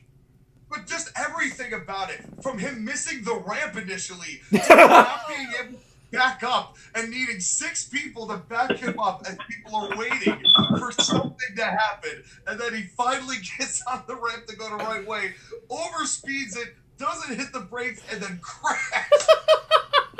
And then, boy, this number doesn't seem accurate. Let's count again. No. 1, 2. Well, to be fair, Steve, you might have a concussion. You did just drive into a wall, literally. Here, can you blow into this little machine here? If the police officer tried to do that, he would give him a stunner. I forgot that he couldn't back it up after he crashed the barricade, so he just left it there. That was hilarious. That was absolutely hilarious. That is the funny moment of the year. But again, I choose to be positive. I choose to be with John Cena's actual retirement, where he's bowing as everybody is around the ring, smiling, celebrating, crying, and all that stuff. And I don't want to think about the most potential of the heel turn. I don't want to budge from the heel turn though. That was pretty shocking. I know. If I'm gonna tie break, as much as I love Steve, I think I gotta give it to the heel turn. That made world news. Yes. Not that it wasn't wonderful what they did for John, but I think that a lot of what happened with that moment was lost because the fans went ripshit on Triple H's booking. And I think that the way that the way this year felt in December was not the way that moment felt in February. It's just but they're both great moments. So, John, you're still the 3-time Grapply winner. You know, y'all sweeping these awards here today. I mean, he may get more. We'll see. He might get more. We shall see. He may get 18 the way this is going. Yeah, well, I don't know if mathematically he's going to get 18 here, but... We'll invent new Grapplys. On the spot. Best attitude adjustment. Well, we're back to... Best t-shirt. Oh, God. We'll be here all day contabulating all of his t-shirts. Yeah, we got a lot of choices there. If you pick any color on the spectrum, and you've got a nomination. Let's go to the worst. Now, this is a new category this year that I've added in. Mm-hmm. It is the rookie/younger wrestler spotlight for potential, or the Pack It In Award. Okay. So in this case, it's the something that had great potential that now you could just see no longer has that potential, and and a wrestler that you feel like it's time to find another profession or find another line of work or another company to work for. I will start with this because I have two answers here. Okay. And the first is kind of a joke, but it's not. My first nominee is the entirety of AEW. As a company. Yeah. The potential is dead. It's dead. And it's sad to say, but it's true. So much damage has been done to AEW that it doesn't even matter if Tony Khan gives the book over to someone who's actually good at it. The name is just toxic now. Yeah, I don't think it's ever going to happen for AEW, but I will concentrate it to something a little bit more individual wrestler, just for the sake of this. My nominee is Jade Cargill. Even though they're trying, Not as of late. She's been... You know who she's been feuding with as of late? B-Fab, Meechin, and the Secret Hervis. So my nominee lost potential is Jade Cargill. Dude, SmackDown's women's division is basically a barren womb. It's just... There's nothing there. It's not working. Bad. It's bad. Big bad. So that's my nominee for that is Jade. Your nominee, Skylar. Lyra Valkyria by default. My poor Lyra. It's another good choice. I don't Josh like... again. Well, I think Jade Cargill is taking it home because she's also my nominee. Again, she had some good stuff at the beginning of the year, but ever since that match with Asuka at the King and Queen of the Ring, she's just not improving. I mean, yeah, it was a bad pairing, but she's just not improving. And she should by now. And she has... how long has she had to get better? And she literally has nothing to work with on SmackDown. Like, Meechin, who I honestly, if Meechin is not a part of... Meechin is quickly becoming the new Dana Brooke, where every time they have new releases, I'm hoping that she's on it. Yeah. But there's just... she's just hit her ceiling, and her ceiling's very low. And it's just... She has a look, and that's literally it. That's it. That's it. Well, Jade, congratulations. You have won a Grapply. Congratulations. Here's your Grappulations. And let's continue with the Grappulations and move to the worst tag team of the year. And because I am once again abstaining from the vote, let's start with Skylar on this one. I've hated this gimmick for a while now. I continue to hate it. You guys say, no, give it a chance. I'm like, no, fuck it. Why at 6? Well, that's more a faction than a tag team, but... Yeah, we're going to get to that shortly, by the way, but... Same thing, Joshua, same thing. Well, for the context of the Grapply, it's not, though, because we're going to have a worst faction. Fine, but if we're being specific, the tag team version of it, of Joe Gacy and the former Dexter Loomis. Okay, fair enough. My nomination is There Are Tag Teams. Exactly. I'm just by default picking the Young Bucks because I hate them. I considered FTR because I also hate them. But I've actually seen a couple Young Bucks matches this year, and nothing has changed. Nothing will ever change. But Josh, again, they're broke and they have to wrestle $1 million matches every week. I wish that was real life and not a gimmick. That is such a stupid gimmick, by the way. You lost your title a year ago, and you have to continuously wrestle in matches for $1 million because you have to keep that much of a lifestyle. How out of touch can you possibly be? I'm picking Young Bucks purely out of a lack of options because tag team wrestling is like it's not like the zombie of it died. But that's the thing, though, is that killing the business, and they did kill the business, and they continue to kill the business. So, I'm always going to join on the Young Bucks train. Yeah. Do y'all recognize that this is, I think, their 5th consecutive worst tag team Grapply? Find a new line of work. Nobody has a streak like this going. Nobody has won a streak this many years in a row. That takes a special set of skills. When you are the worst by default, just because everyone here hates you, you done screwed up. But I would have also given FTR the nod too, because they had like from the most potential to like what does this team become? Yeah, but John, again, here's the thing: is that FTR started from a high place, so naturally, when they go low, their low spot isn't as bad. Well, I would advise caution criticizing them, because if you do, Dax will start crying on Twitter, and Cash will pull out a gun and try to shoot you. So we're just gonna move on. Yeah, I think that's probably what's best. And let's move on. And let's go to the best faction of the year. I have a Is there one? a great question. I have a controversial one. Well, I'm going to let you begin then. Go controverse away while I change hats. Well, purely because every other faction kind of sucks, this one is actually still kind of going somewhere. And it was a part of a great story. It was part of my feud of the year. I feel like Skylar will vehemently disagree, but that's just because he can't see the vision, which is my pick for faction of the year. And I'm not saying they're great. I'm not saying they're amazing. I'm not saying that they're, as Seth Rollins would have you believe, revolutionary. But they're fine. And that's the bar. They reached the bar of being acceptable. They are literally a letter grade of C in an ocean of Fs. I can't believe I'm nominating this group, but I'm going to nominate this group because at least they've changed it up and at least they do things a bit differently from when they first started. And at least parts of this group is entertaining.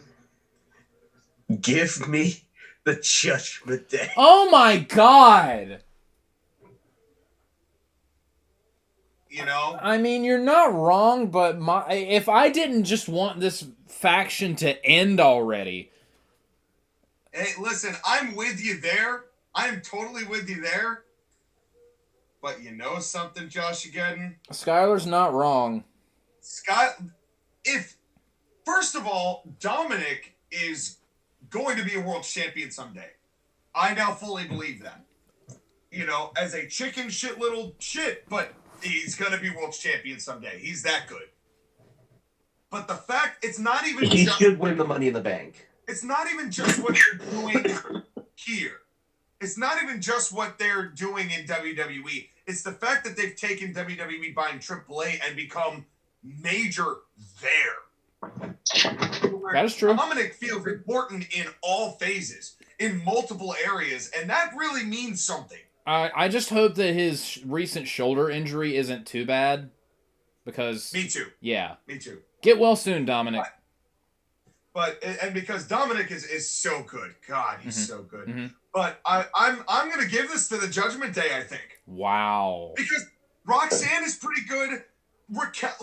Okay. I'm gonna say something really controversial. Oh no. The Judgment Day is currently being carried by Dominic Mysterio and the women. Well, Raquel Rodriguez had a match that did not suck. That is true. Progress. And it had weapons in it. And Roxanne is Roxanne, and she's gonna be a star. I fully and they see it. It's clear they see it. I mean, fuck. She gave John Cena a code red. Or a Pop Rocks, or whatever the fuck you call it. She gave John Cena a code red, which I thought was ridiculous, but still. Like, and Finn Balor is... So I'm giving it to the... And also Liv Morgan, let's be honest. Liv Morgan. Well, now that Liv is back, that's going to add even more intrigue. So it's... But there's only one problem. There's only one problem. WWE... No more Carlito. No, not that. Either break up the group or don't. Stop with this. They're fighting today. Next week, they're perfectly fine. The next week, there's friction. Are they going to break up? Oh, Dominic Mysterio literally pinned Finn Balor at WrestleMania, and he was just like, you did what you had to do. I get it. Oh, good job, lad. And my career is fucking over. But yeah, like that's the vibe I've been getting from Finn Balor this year. But that just goes to Triple H's recent bad booking of just refusing to just dragging things out for so long that you literally wish you would just kill it already. Yeah. It's a shame. It's a shame. So Judgment Day, congratulations, Judgment Day. That might be the upset of the night. It very well could be. It very well could be. Now, last year the faction was. Blah, blah, blah. Where is it? Oh, I guess I just had tag team. I guess I didn't have full-blown faction. So I guess we didn't make that distinction last year the way we did this year. Well, it's because you didn't care then. Well, but you know what? More content means more likes, shares, and subscriptions. Anyway. To save Dan Angler from being involved in an angle today. Oh, God. Yes. Literally. Save Danny Angles. Well, let's move on to the show of the year. Okay. As I believe, we had Josh again. You went first last time, right? So I guess it's now back to me. Okay. Which means my nomination is really hard to choose because there was not many terrific shows this year. Almost by default, I'm going to choose WrestleMania 41 Night 1. Because it was a good time. And I really did enjoy it, and they set the stage right, I thought, for all of the tempo was good, and the pacing was in most of the matches, even the ones that weren't the top matches, still ended up being, all right. And I had high hopes for day 2 at the end of day 1. Even though we saw what was going to happen at the end of day 1 coming, I had high hopes for day 2, and then... Travis Scott. That. But the rest of the show was really good, and of day 1. So that is my choice. Let's move on to Josh again this time. For one, I want to give there was a run. I have 2 runners up. I really enjoyed Wrestle Kingdom this year. I thought Wrestle Kingdom was fun this year, and I'm actually looking forward to it in a couple weeks, because that's when Takahashi's retiring. So I'm looking forward to see what they're going to do with that. But I also really, really, as much as I am a misogynistic twat on this show, allegedly, Evolution was a very good show. It was one of the better shows of the year. Evolution was a very good show, even though it had women in it. I'm told it was only women. And somehow it wasn't awful. Black magic, I guess. But my show of the year, even though kind of with the angle or moment of the year, what it led to wasn't great, but in the moment it was. I'm going with the Elimination Chamber this year. I'm going with the Elimination Chamber show this year. I thought it was very, very good. It was a good show. I enjoyed it. It had a solid angle to kick off the Women's Elimination Chamber, and the Women's Elimination Chamber was actually pretty good. Shocking. The tag team match was whatever. I know that Sean wanted to murder everyone during the Kevin Owens Sami Zayn unsanctioned match. I thought it was good, although if you're going to hit someone in the face with a barbed wire chair, or slam someone face first on a barbed wire chair and they sell it, you bleed. Come on. I get it that you don't want to double juice in different segments, but still. It was gratuitous. It was just gratuitous. That's the only thing. Every time that those two have a match together, they go way overboard. You're not wrong. Overboard. You're not wrong. It's not not that I dislike either of those guys. I love both of them. Mm-hmm.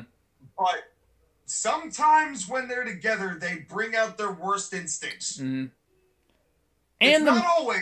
No, it is always that they do that literally all the time. They're around. And the men's elimination chamber was fantastic. Cody Rhodes telling The Rock to go fuck himself was go fuck yourself. That's a great soundbite. That was this day. Yes, that I abuse on my podcast gratuitously. Quite funnily frequently. enough, yes, because it's hilarious. And the John Cena heel turn. So overall, my nod's going to the Elimination Chamber pay-per-view this year. I thought it was the best show of the year. Skyler? I'm going to be controversial. I'm not going to say a pay-per-view. Ooh. Is it because I'm going to get technical with this. Okay. Go on. And I'm going to say Saturday night's main event number 42.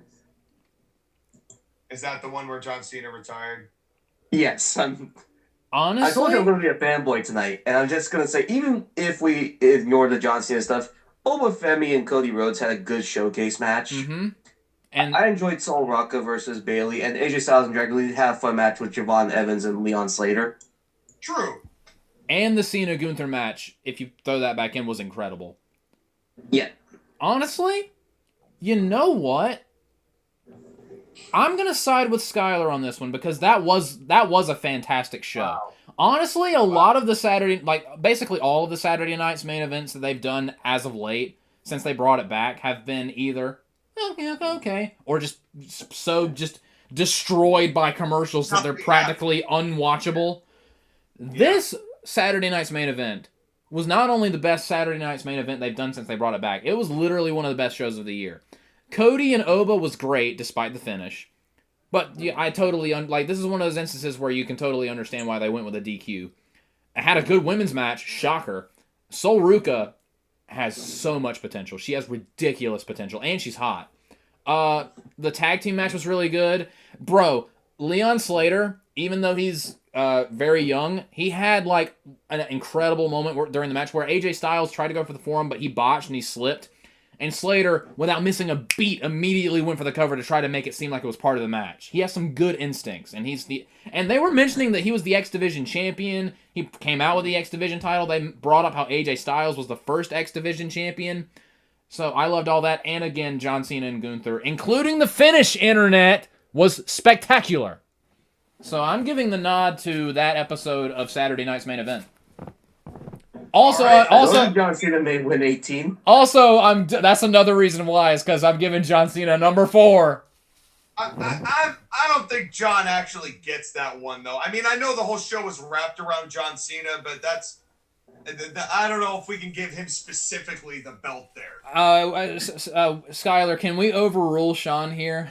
He will be involved in it. Okay.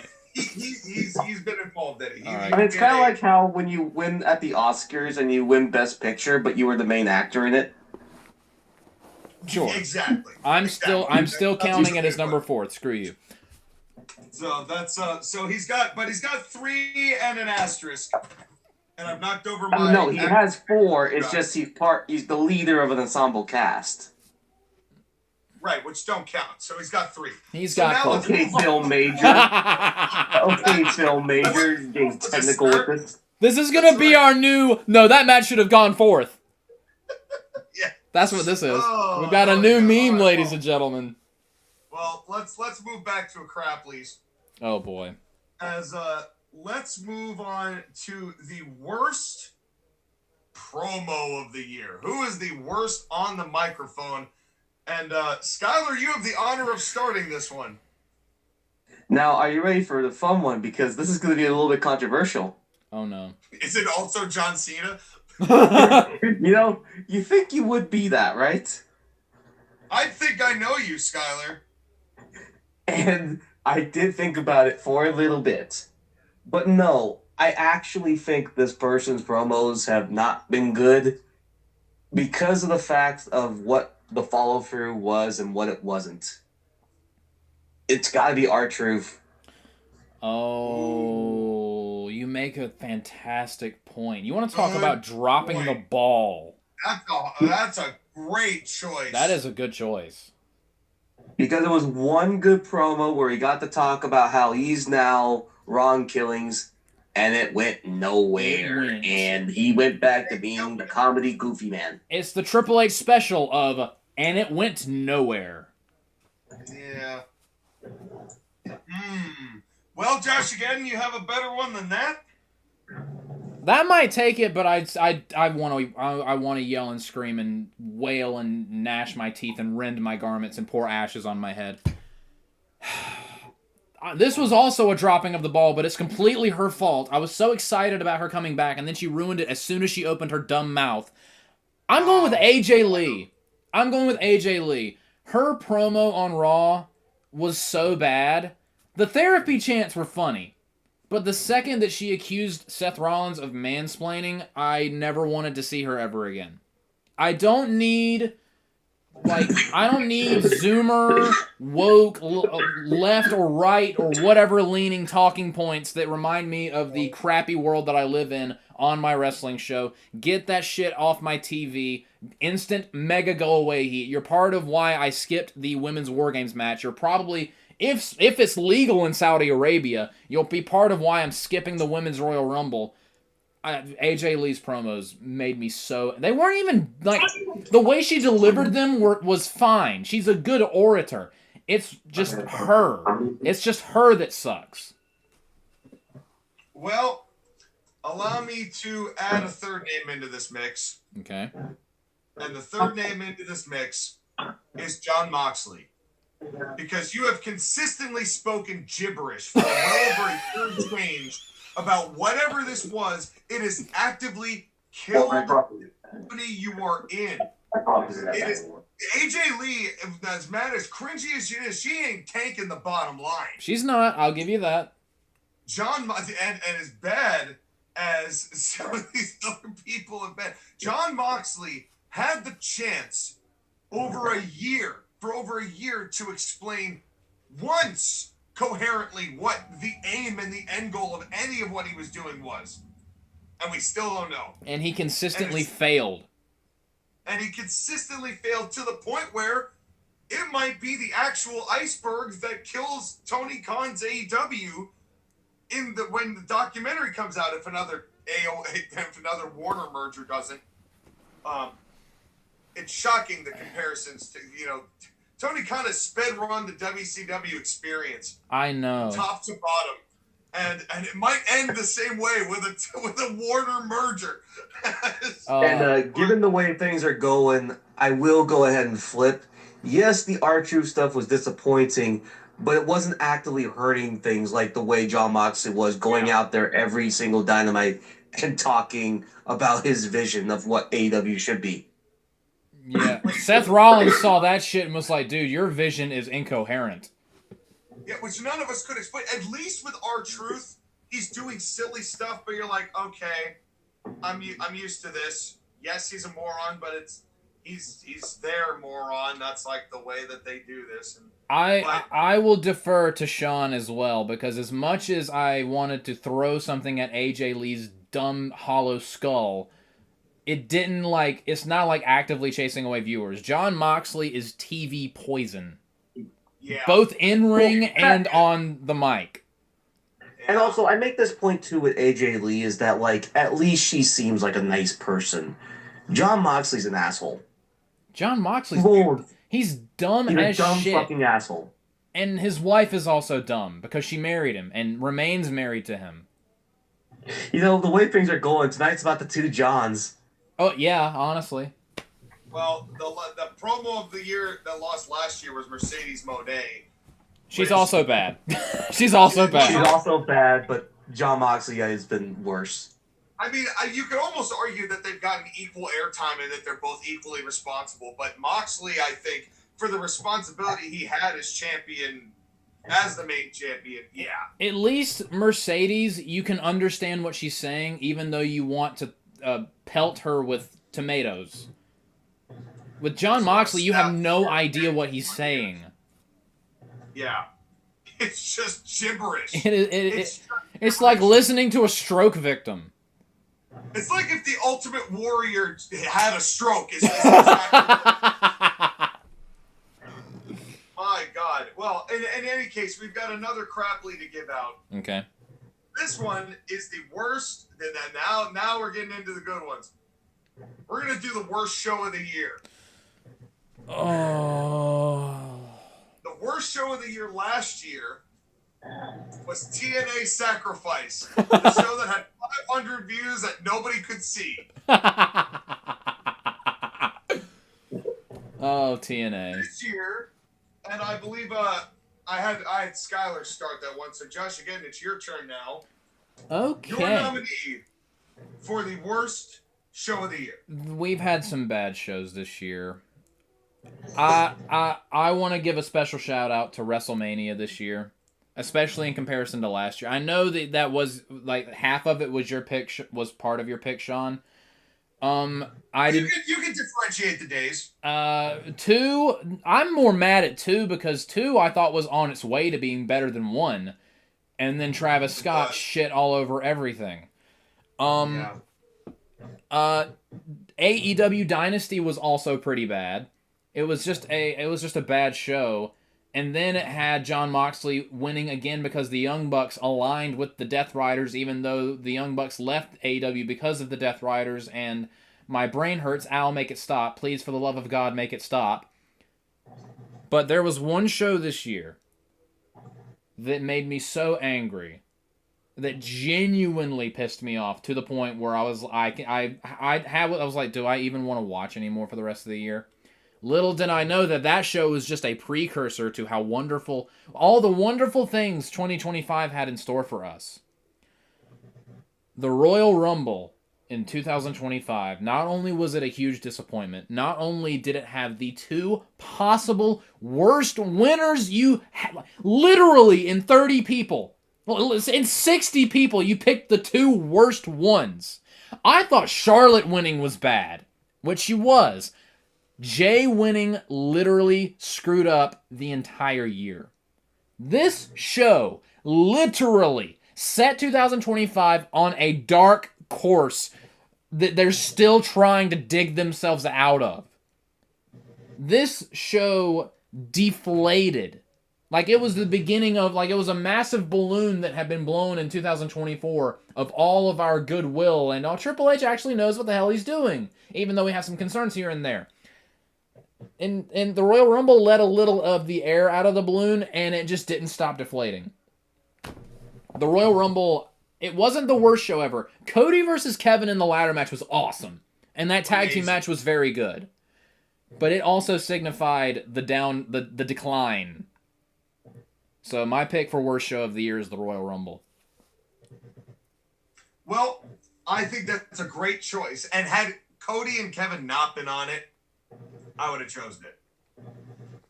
My nominee for this is the opposite end of the spectrum. It's the other side of the year. Now, my runner-up for this was purely out of personal bias. My runner-up was Money in the Bank 2025. Not because the show was bad. It wasn't.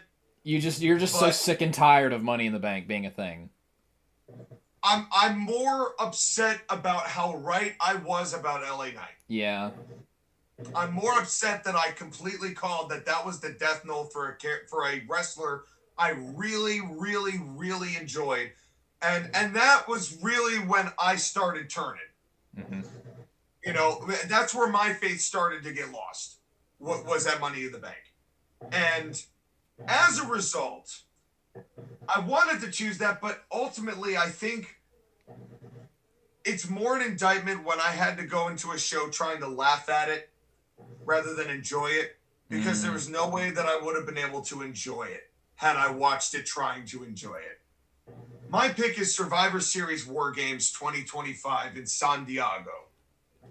That's a good choice, too. I literally wanted to skip half the show. Yeah. And I didn't, and some of it I kind of wished I did. Skylar? So, can I nominate all the AEW shows? That's cheating. Yeah, you gotta be but specific. I want to. But honestly, if you wanted to nominate all the WWE shows, that wouldn't be that far-fetched of a pick either. Because this has been such a letdown of a year. God, this year has been fucking dreadful. This is so sad. This is genuinely so sad. Honestly, yeah. But here's the thing, though, is that like picking an AEW show is really hard because they're all terrible. It makes it feel like 2024 was like our teachers letting us out for fucking recess, and then we had to come back in for social studies and sit back down. No. It's worse than that. 2024 was summer break. And 2025 was, now you go to the next grade, which is like what you just had, but more difficult. I hope you did your summer reading. and then you're like, what? Wow, you've been in 5th grade for 10 seconds. Here's your first F. God. Okay, but considering that, and considering everything, I do think, considering all the stuff and giving everything, Revolution, specifically for the Moxley versus Cope match. But, I mean, the rest of that show was also not good, because you had Paige beating MJF flat, you had Mercedes Moné beating random Japanese woman, you had Swift Strickland versus Ricochet, Okada versus Brody King.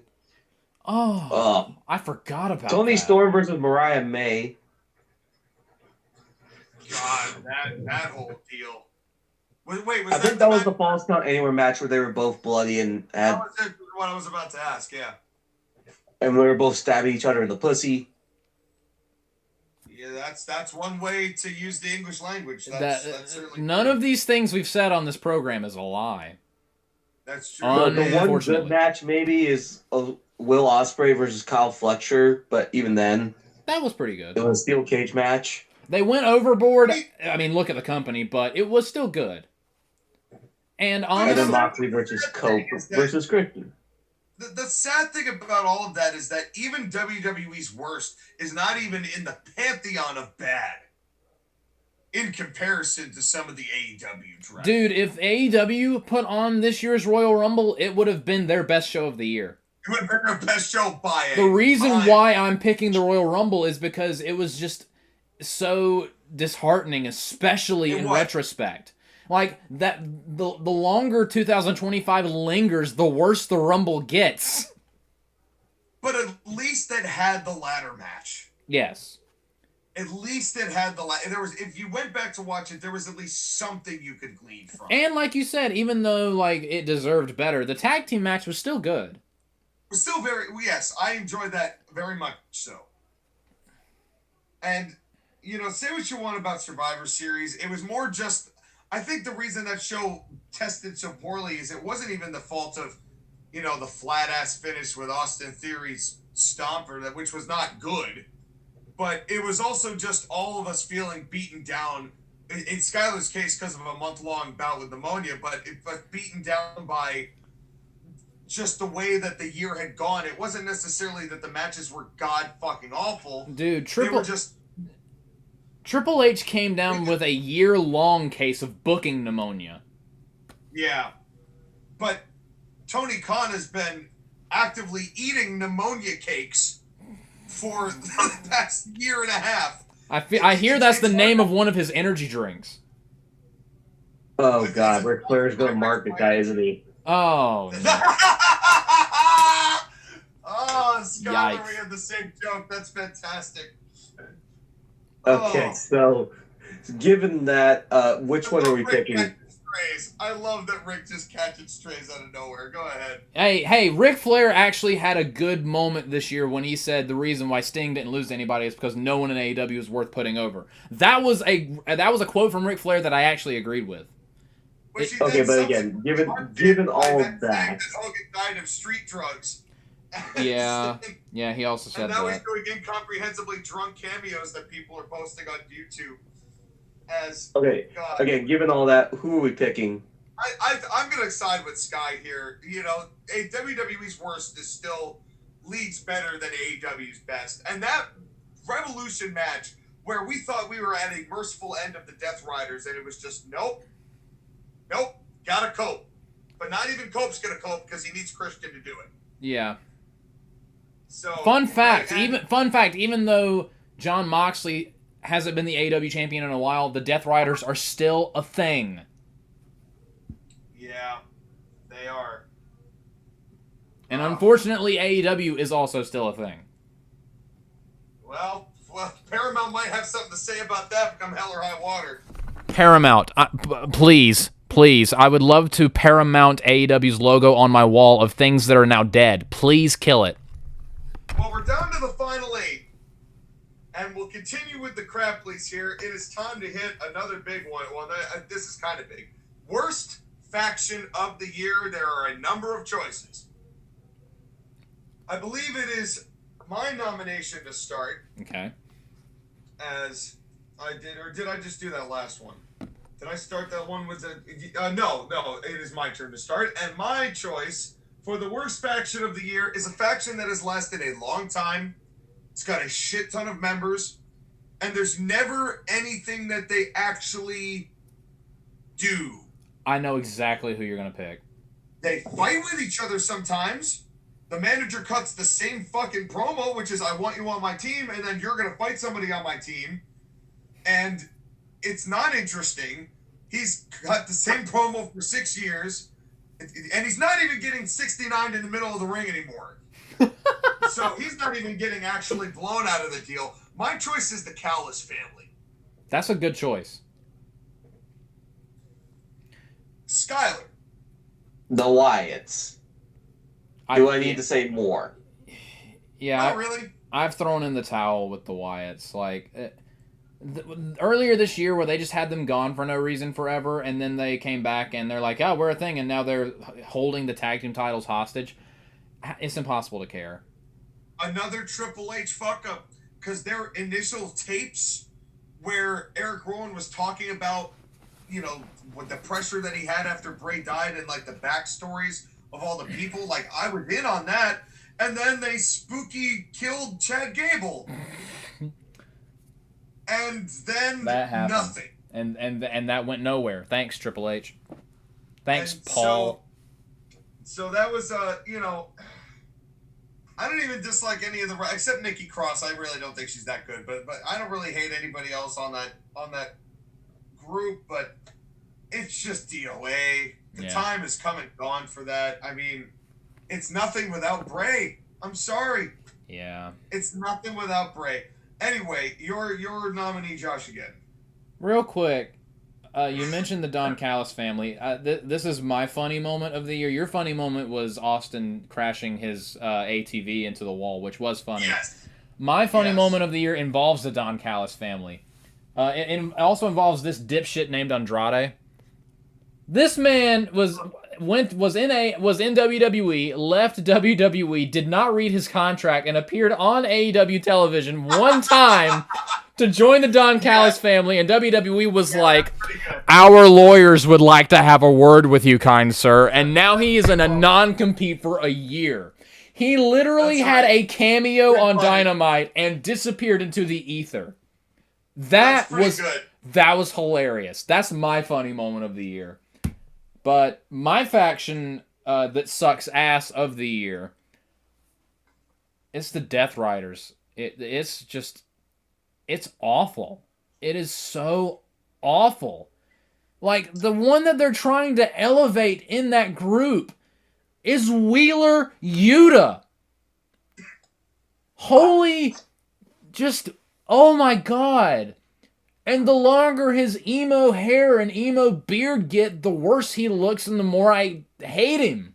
And not as in, he's a heel, I hope he gets beaten up one day by the babyface. No, as in, where's the remote? Good God, where is my remote? I need to turn to literally anything else on television.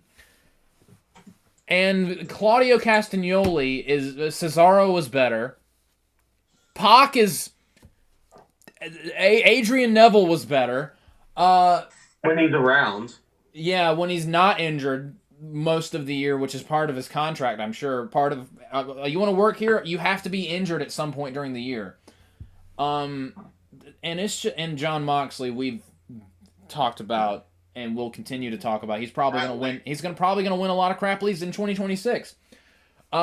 But yeah, the Death Riders is like the worst shit ever. It is actively harming AEW programming, and the worst part is John Mox. The whole point of it was to was the whole stupid thing with the briefcase, so everyone's gonna be like, oh my god, Hangman Adam Page freed the title from the briefcase, let's all celebrate. The end of the Death Riders, except the Death Riders are still there. Yeah. And they're still wrestling. And they're still wrestling. They're doing something. Now, I don't know if I'd call it wrestling or not. Now, it's worth noting at this juncture that Jon Moxley, without crediting him for Revolution 2025, already has 4 Grapplys. This would make him a 5 Grapply winner if he is given this Death Rider faction. Which would I think we have to give it to him. And yes, Sean, if we're including John Cena with the best show, we're including Moxley with the worst show that he was the headline of. Don't count. I said if we're not counting one, we're not counting the other. Well, so I'm okay, Film Major. That's right, exactly. You say that like it's an insult. I'm not insulted. I'm wearing a Jamaican hat with a fake beard right now. You think I give a fuck? You have a film major and an English major. Skylar, what do you major in? Criminal justice, which means this is a bridging. Oh, fuck, that means he's the one who can rule on it. Oh, the turns have tabled once again. Hoisted by my own petard. But yes, if I'm going to judge this, I think we do have to give it to the Death Riders because they're still around causing damage. It's the only faction that's actually, like, of all that, like, there are a lot of factions that suck that should just go away. There's only one that's actively harming the program they're on. Yeah, because they ride death, the death of their company. And death, like, the specter that is death is literally like, please stop, it hurts, please stop. I know I retracted my consent long ago. Well, and speaking of consent, it's time for more joy. Oh, what a transition, holy God. That's the only way to get joy is through consent. Anyway. Dear God. Let's move on. Merry Christmas, everybody. That's right. Good morals on this program. Indeed. As we head to the feud of the year. Okay. The good one or the bad one? The good one.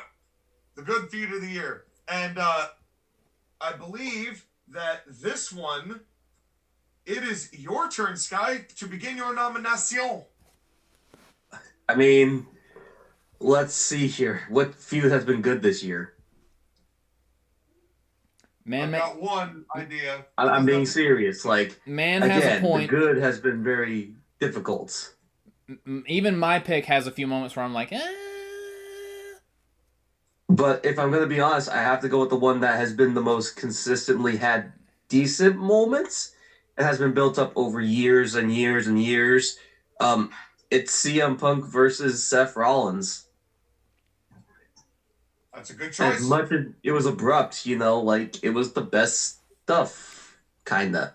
If only we got him, like, literally the only reason why we haven't gotten, like, a satisfying conclusion of that is because Seth Rollins was like, what's something I've never done before? Oh, a coast-to-coast headbutt. What do you mean I broke my shoulder? It's like, what part of my body have I not taken significant time off of my career for at the hottest moment of it? Shoulder. Let's do that. What on earth was he thinking with that coast-to-coast headbutt? ACL as champion against Kane or whatever it was. Yeah. I mean, not when you complain to him being young, but yeah. Seth is kind of known for this. Yeah. Sorry, it's true. My name's Seth Rollins, and if you give me a world title, I will hurt myself. My body is a machine that turns world titles into injuries. My body is a machine. They probably use it for the Court Martial podcast and the TAP. What do you mean it's malfunctioning again? Oh, God. So, I'm agreeing with Skylar. Kind of because of a lack of options, because there have been a lot of feuds that haven't been great. There have been a lot of feuds that have just been kind of just there. And a lot of feuds that have been the Triple H special of, I'm just going to drag this out until no one cares anymore, and then it's just going to vanish from TV. Looking at you, The Miz and Carmelo Hayes. Joshua, you should have said Cody Rhodes versus Drew McIntyre. That's still on. Building a movie. That's still an ongoing thing that I love Cody and I this is Triple H's booking. I love Cody. I love Drew. And they've managed to create a feud with those two where I don't really care all that much. Me either. Thanks, Paul. That is tragic. CM Punk called the wrong person a bald fraud. Actually, there can be more than one.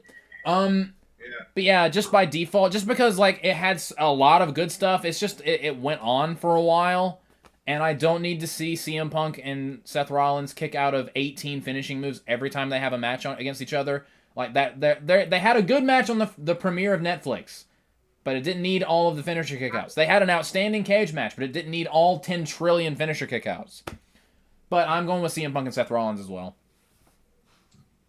Well, I would like to make the case, because I'm not going to give this one up until we talk this out. Okay. I believe that there was a feud that had a better start. It had a tremendous start. There was a great case to be made.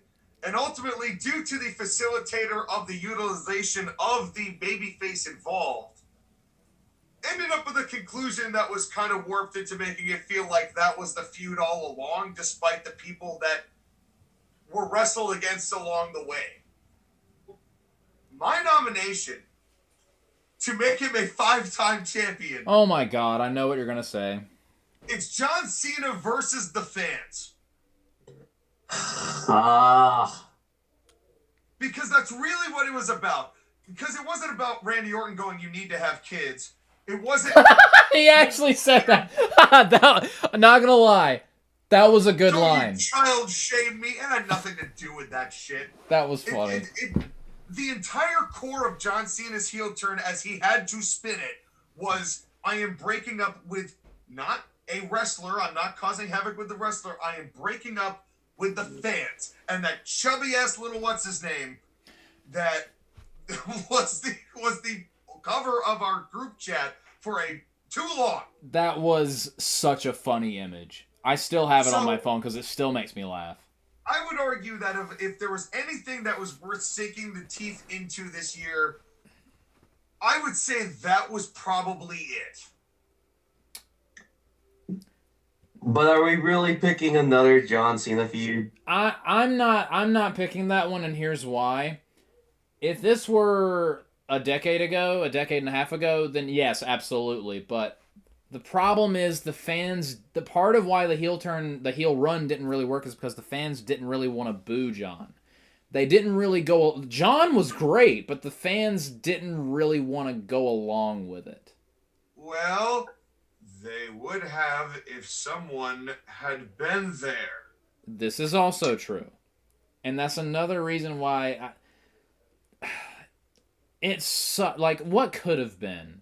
Like, dude, we were robbed. We were straight up robbed.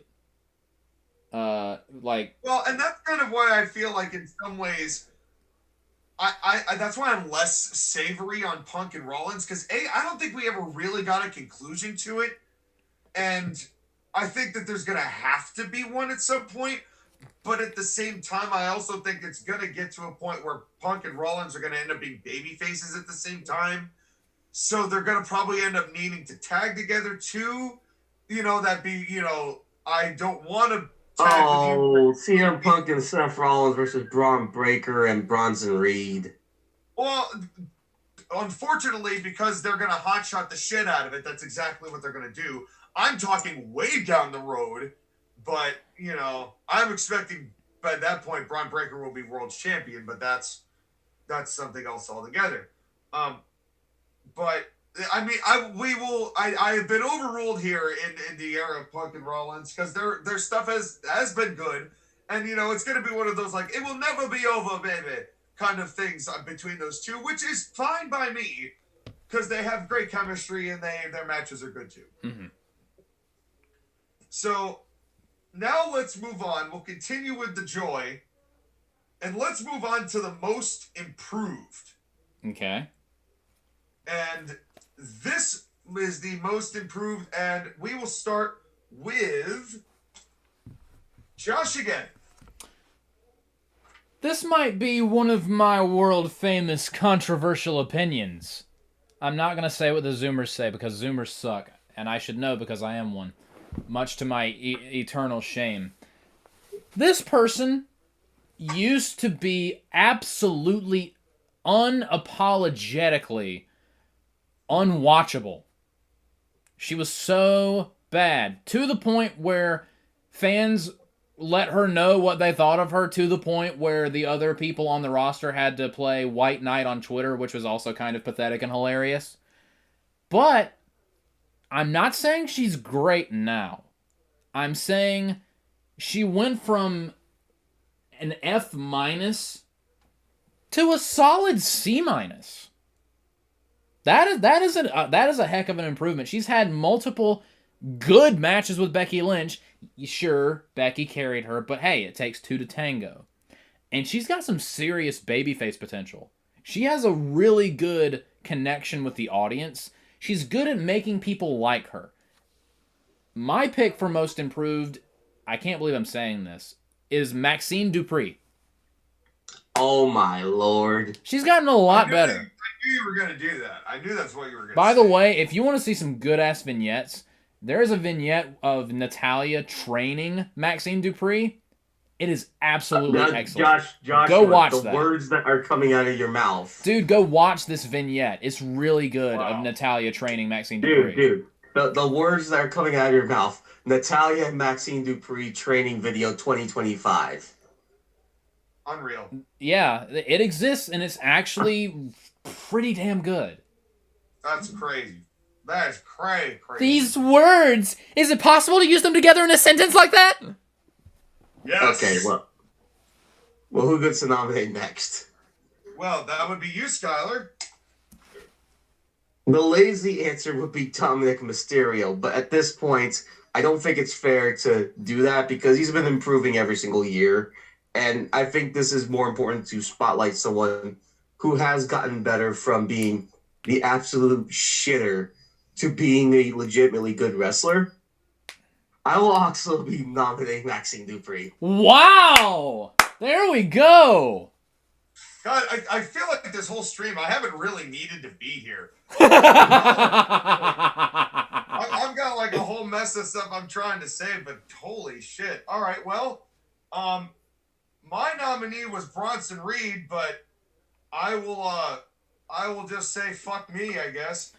And we will move on. Hey, that's also a good pick because he has been getting better. I mean, yeah, Bronson Reed was already good. He just needed the opportunity. I kind of agree with Skylar. I've thought he's always been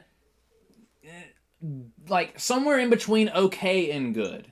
I think he's always been fair, but I think he's becoming good.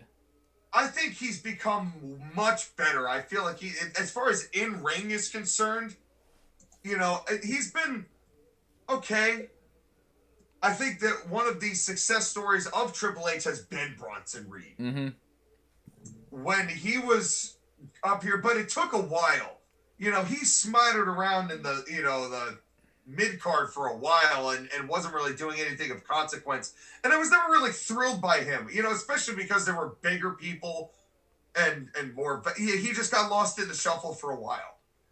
And this year with Paul Heyman, when everybody expected that the focus would be on Seth and Braun Breaker, Bronson Reed has been having good matches consistently with some good little bantering in the process. I feel like I've got to know Bronson Reed's personality a little bit more this year than I ever have in his career. They rarely ever let him speak, but when he does speak, he's actually not bad. No, yeah, exactly. But I think Heyman's presentation with him has helped a lot. Mm-hmm. And so I really do like what they've got going on here with Bronson Reed, and I'm proud of him. But I have also not seen any of Maxine Dupree's really good matches that I wouldn't say really good. I would say good. Better. Passable. Which for her is astonishing, considering how bad she was. True. As I would also give a little small nod to Chelsea Green here as well. But kind of in the same vein, she's been good. It's just that this year, she had a good year this year. I thought that Chelsea Green did. But now let's keep going joyously, I believe. No, let's go to bad. Let's go to Evil. Make a SpongeBob. Evil. All right. Thank you. You're welcome. Let's go. Oh boy, we're in the cream of the crap now. Let's do the worst moment / angle of the year. Joshua, I think I'm gonna take this one from you. If I'm being honest, my nomination is the finish of Night 2 of WrestleMania 41. Oh. Travis Scott. Period. Full stop. Travis Scott. From the take fucking forever to get down there to the I've already popped Cody's eardrum the night before, to the pay-per-view before, to the fake belt that you didn't even use, to the terrible entrance music. The terrible theme of the show. It was the worst. It was the worst. And then that really, you want to talk about hitting the iceberg. If Jey Uso and Charlotte was the water getting cold, John Cena and The Rock was like, oh wait, no, we're back on course. And then WrestleMania Night 2 was the iceberg. And the ship slowly started sinking from there. Dude, Jay and Charlotte was, we need to, where are we? Okay, this is not good. And Elimination Chamber was, okay, we have our bearings, we're navigating, we have a course. And WrestleMania 42, the finish was, oh my god, that hurt! So many of us are dead now. I'm seconding that motion, Sean. It is still mind-boggling to me. This was the last WrestleMania of John Cena's career. The man that they consistently refer to as the greatest of all time. That's the WrestleMania send-off they gave the greatest of all time. And that is how they decided to break their world title record. That is how he won number 17, which also just happens to be my favorite number. Yes. Get punished. Oh, and also, let's not forget someone who apparently forgot that he was a part of this, The Rock. It was so bad that he literally had to go on Pat McAfee's podcast for Damage Control, which he sucked at, by the way. His excuse he threw Triple H under the bus, and now I'm not so sure he was lying either. It's Triple H, like what we saw on TV, Triple H signed off on. I think they were both responsible for what has happened here in this company. Oh yeah. You know, yeah. Equal parts blame, I think, has to be brought all around. Triple H, this is a horrible thing to say, and I'm partially joking. Triple H, you have a heart monitor. Can you get a brain one too? What happened? Oh, it was. Go ahead, Scott. I'm sorry, I cut you off. Can I do some? I got a list here. Oh no. Okay. Well, I'm sorry, Josh. Again, was your nomination also that same night? Did I skip past that? No. When I said I second your motion, that was me agreeing. Let's hear the list. Right, and because I'm not gonna win because you guys have already picked the winner, I'm just gonna throw out a couple of things, okay? Oh no, my poor ears and heart. Christian Cage cashing in. We've already talked about that one. Yeah. Wardlow gets injured the second he returns. Yeah. Dude, you want to talk about someone that just needs to find a new job? And it's not even his fault. The world is just cruel to this man. John Moxley kidnaps the Rock and Roll Express. I forgot about that. Yeah, that was pretty bad. Andrade shows up in AEW, then disappears. That was just funny. That's just funny. That's just Andrade being mentally redacted. Yeah, like the Epstein files. He must have been reading that contract like he was reading the Epstein files. And we finally said it. I was waiting for when it was coming up. I wasn't going to be the one to do it. But I was waiting for when it was coming up. Go ahead. Well, you knew the liberal was going to do it. Anyways. Wow. Why was Valkyria suplexing Becky Lynch so hard she gets her advertised? Yep. Yeah. Jey Uso winning the Royal Rumble over John Cena. Yep. Yeah. Charlotte winning the Royal Rumble. No, Jay was worse. They were both bad. Jay was worse. They're both bad, but Jay was worse. Charlotte was short-term bad. We're still recovering from Jey Uso. But no, it has to be Travis Scott beating Cody Rhodes at the Elimination Chamber, making him bleed from the ear. Yeah, that's one too. Travis Scott. And then never getting his receipt. Travis Scott being a person. And then Travis Scott fucking off because he had a shitty attitude and didn't want to train. To the surprise of nobody. Which further makes the ending of Mania 41 even more infuriating. All of that was for nothing. Yep. Right, but again, if I have to pick one, it's going to be the ending of 41. Again, there's been so many bad moments. Some of them funny, like on Johnny returning and then disappearing. Everything about that decision at 41, the ending of Night 2, it is legitimately one of the dumbest things I've ever seen this company do. Yes, but the thing is that we've talked about it so much, like, you know. God, you're not wrong, but man, Travis wanted a custom belt. Now he's got one. I don't drink, but maybe I should. But well, let's continue on with the crap. You know what? Let's finish off because we've got 2 Grapplys and three big ones. Let's finish off with all the bad ones, and then we'll finish off on a positive.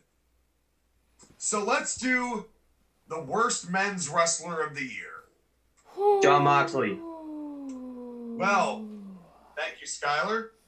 As Josh again, why don't you go next? No yeet. No yeet. I don't ever want to hear that word again. Jey Uso. Why do you do this? Why are you so bad at this? Guys, can we nominate both of them to win? You literally had one job, Jay. To be good at wrestling.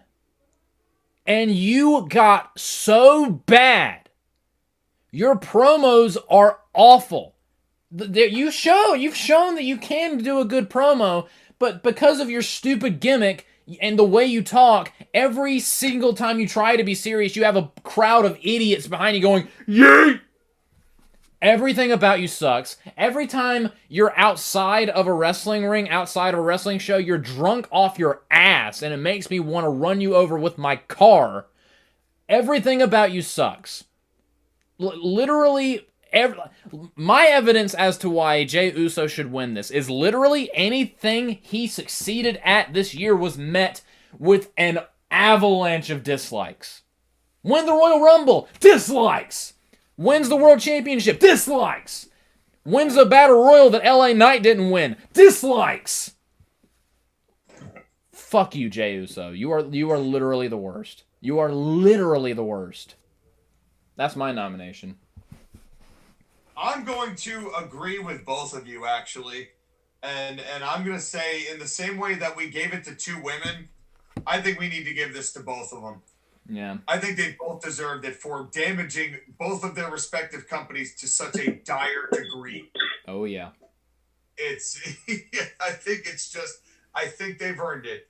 As now that means, by the way, that Jon Moxley won 1, 2, 3, not counting that one, despite what you want to say to me, 4, 5, won 5 of the, all right, fuck it, 6. He won 6. 3, 4, 5, 6, yeah, 6 of them. It's a battle between the Johns. This is that's some intense level bad right there. Yeah, that's Jon Moxley. And let's finish off, and this one's gonna be hard because there are a lot of choices. The worst booker of the year. Mine's gonna be sad. No, it's not gonna be hard. Tony Khan. Well, the thing is, Tony Khan has sucked in the same way that he's always sucked. In the same way that I feel like it is just such a dire regression right now when it comes to what the WWE is. I'm sorry. I'm gonna nominate Hunter. Then we give it to both of them. It shouldn't be like this. It shouldn't be like, bottom line, it shouldn't be like this. We shouldn't be sitting here with less interest than we did during the Vince era in wrestling as a result of what this year has been. His booking made people actively miss Vince. To the point where people were terrified he'd come back on the show you nominated John Cena to win an award for. Yeah. My nomination is not Tony Khan. We're used to how awful Tony Khan is. We're not used to this with Triple H. I'm also nominating Triple H. This is like so many things, like the starting of something and dragging it out and just having it go nowhere. The New Day. The thing with Otis and Chad, which was more last year, but it should have been a warning and a precursor to this year. He signed Chad off on... Gable, period. Yeah. He did the Grande Americano thing, and then that turned out. Which I still hate, which is still ongoing, and has also infected Pete Dunne and Tyler Bate. And Kaiser. To the point where AAA loves that shit, and we do not. Just Triple H, dude, do better. Like, what the hell, man? Triple H has been the worst booker of the year because imagine telling us that last year. I know. Imagine WrestleMania 40 ends, and then our future selves say, and the winner for worst booker of 2025 is Triple H. We would be like, you're lying! You're lying! God. It shouldn't be like this, man. It shouldn't. I'm so sad. But let's move on to glad stuff. Yeah. We got 3 more, and then we're done. As we have got ourselves a hell of a Christmas couple hours left. Mm-hmm. As let's go to women. Oh, I thought you were saying good stuff. Well, it's the best women of the year. Okay. And since Skylar has just like overtly blurted out his nominee with very succinct order in the past couple of runs, thus ruining the turnstile, I will defer to Josh again to decide what your nominee I'm sorry, is. Christmas dinner is calling and I'd like to eat soon. Well, there's not a whole lot of options. Stephanie Vaquer is very good. Rhea Ripley's very good, but she's kind of doing the same thing over and over again. I get the feeling they're not quite sure what to do with her. But there's one woman who's really had a breakout year this year, and everything she's done she's had fantastic women's matches on Raw, and I usually skip women's matches on Raw. Io Sky, she's my pick for Women's Wrestler of the Year. She's had nothing but fantastic matches all year. Skylar? See, that's where you're wrong, Joshua, because Stephanie Vaquer has been a star. She's been amazing. They see the potential in her. She won a lot of championships in NXT and then went to the main roster and did not skip a beat. She is also a good pick. Look, she made a Nikki Bella match passable, okay? That is a Herculean effort. I cannot deny. Not even Becky Lynch could achieve that much. Yeah, I must admit, I'm with Skylar on this one. Not that Io Sky hasn't had a great year. She has. I'm fine with her being the runner-up in this category. She has. But I think Stephanie Vaquer has had a very wonderful trait throughout her whole career, from going and working those few shows of, what was it, not World AEW. Yeah, well, I know, in AEW, but what was the Forbidden Door, right? She did like a match there, a couple there for AEW, and then I guess Mercedes Moné and Solo was going to happen, and she's like, nope. Then she moved over to NXT, and it was instant with her. And then she moves up to the main roster, and it's instant with her. She's and so people good. like her. I'm concerned, however, that it will not last, because I'm worried that people, like half of the people, only like her because of ass. That is true. So, but I mean, Rhea Ripley is able to get by with that, so, I mean, come on. She doesn't use her ass as a move. True, but she's also not winning this year, is she?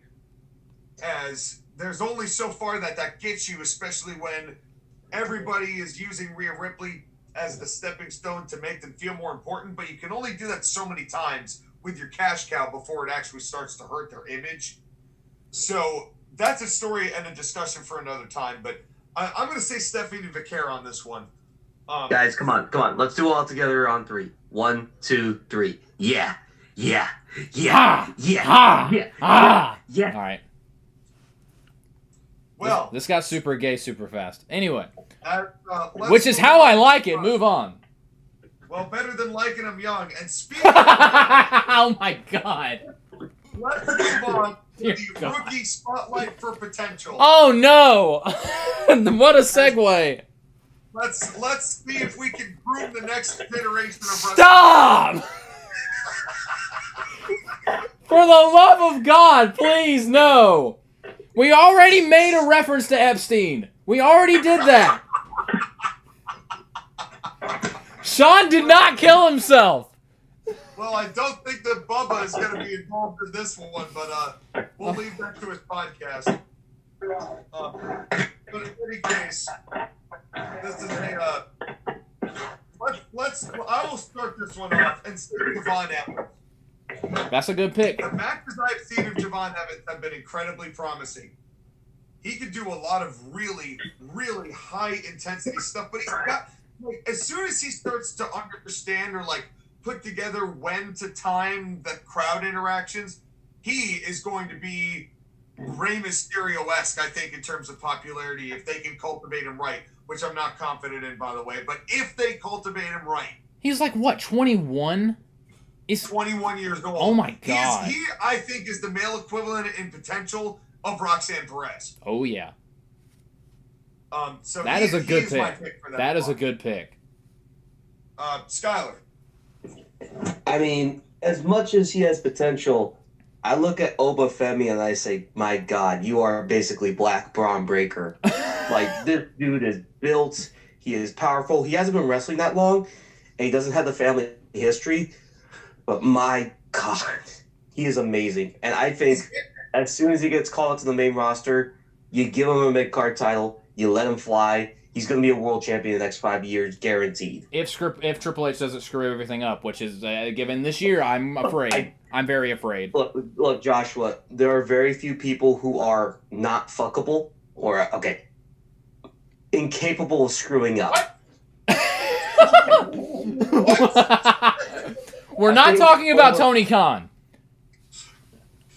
The point is that I think Obafemi is one of the people that they are not going to be able to mess up. And my pick for faux pas of the year goes to, okay.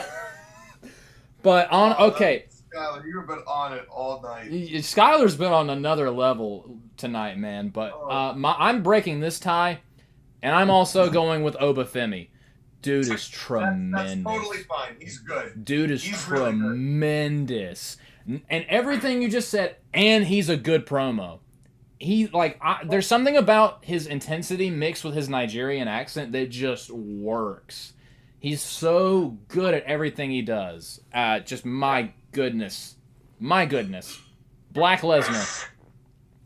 Well, and now we get to our final category of the night. The final Grapply to go out. And that match is the men's match of the year. Josh Geddon, why don't you begin? I dropped my phone. Best match of the year, us versus technology. That's been going on for 15 years. For eons, and will continue to go on for eons. And will continue to for eons. Yeah. There's so many. There were several good matches this year. I want to give a shout out to. I know you're probably picking this one, Sean. CM Punk and Gunther was fantastic, but it's not my pick. John Cena and Cody at SummerSlam was fantastic. Not my pick. John Cena, AJ Styles was fantastic. Not my pick. John Cena had such a good year despite all the crap booking. Good year. John Cena and Gunther was fantastic. Not my pick. My pick for match of the year is a match I literally watched today because it was so good, and I love it even more. CM Punk versus Seth Rollins versus Roman Reigns at WrestleMania 41. Good choice. That was such a fantastic match. Everything about that clicked and worked. Honestly, if the match sucked, and CM Punk still came out with the This Fire Burns video package, that still would get my pick because that was so incredible. Everything about that was a home run. And it was Punk's first main event, WrestleMania main event, albeit night one, but it's still main event. Absolutely. And so it's a good choice. Skylar? I mean, I'm going to be that guy, and I'm just going to say it. John Cena versus Cody Rhodes, SummerSlam. That's a good pick. That's a good pick. I mean, it wasn't the best John Cena match of the year, but it's the one that kind of had the highest high note. I think that's fair. And I thought about doing Punk and Gunther at SummerSlam. I still think that was the best pure wrestling match I've seen this year. It was the best singles match. It was the best pure match I've seen. I mean, I understand what you're saying, but it's like a one fall match, just regular old. Right. But that isn't the match I nominated. The match I nominated had a more personal feud attached to it. It blew off a feud. I'm just sad that it ultimately might mark the end of an era when it comes to one of the participants involved, and I hope I'm incorrect about that because we saw him recently. But my pick for match of the year is the ladder match between Cody Rhodes and Kevin Owens at the Rumble. That is also a really good pick. Slapped. That's the best ladder match they've done in a while. The match ended with an Alabama slam through the ladder. Not to mention the suplex bomb where Cody landed, like Kevin landed on his head, and it looked like Cody landed on his head too, and it looked like their necks collided. Yeah. Or the Fisherman Buster on the ladder bridge, which was insane. Oh, that's what I was talking about. I'm sorry. That's what I... Okay, like I feared, there was a bit of an audio problem with what I was recording, and it did crash a little bit. But as you've heard, we got most of the program in. We were still debating on what to choose for the Grapply for Best Match of the Year. And I will go ahead and say that we did agree on the men's triple threat match, CM Punk versus Roman Reigns versus Seth Rollins at WrestleMania 41. They got the Grapply for that. And go subscribe to the Court Martial Podcast, CIW, White Nux OG, Super Jam Session version 2.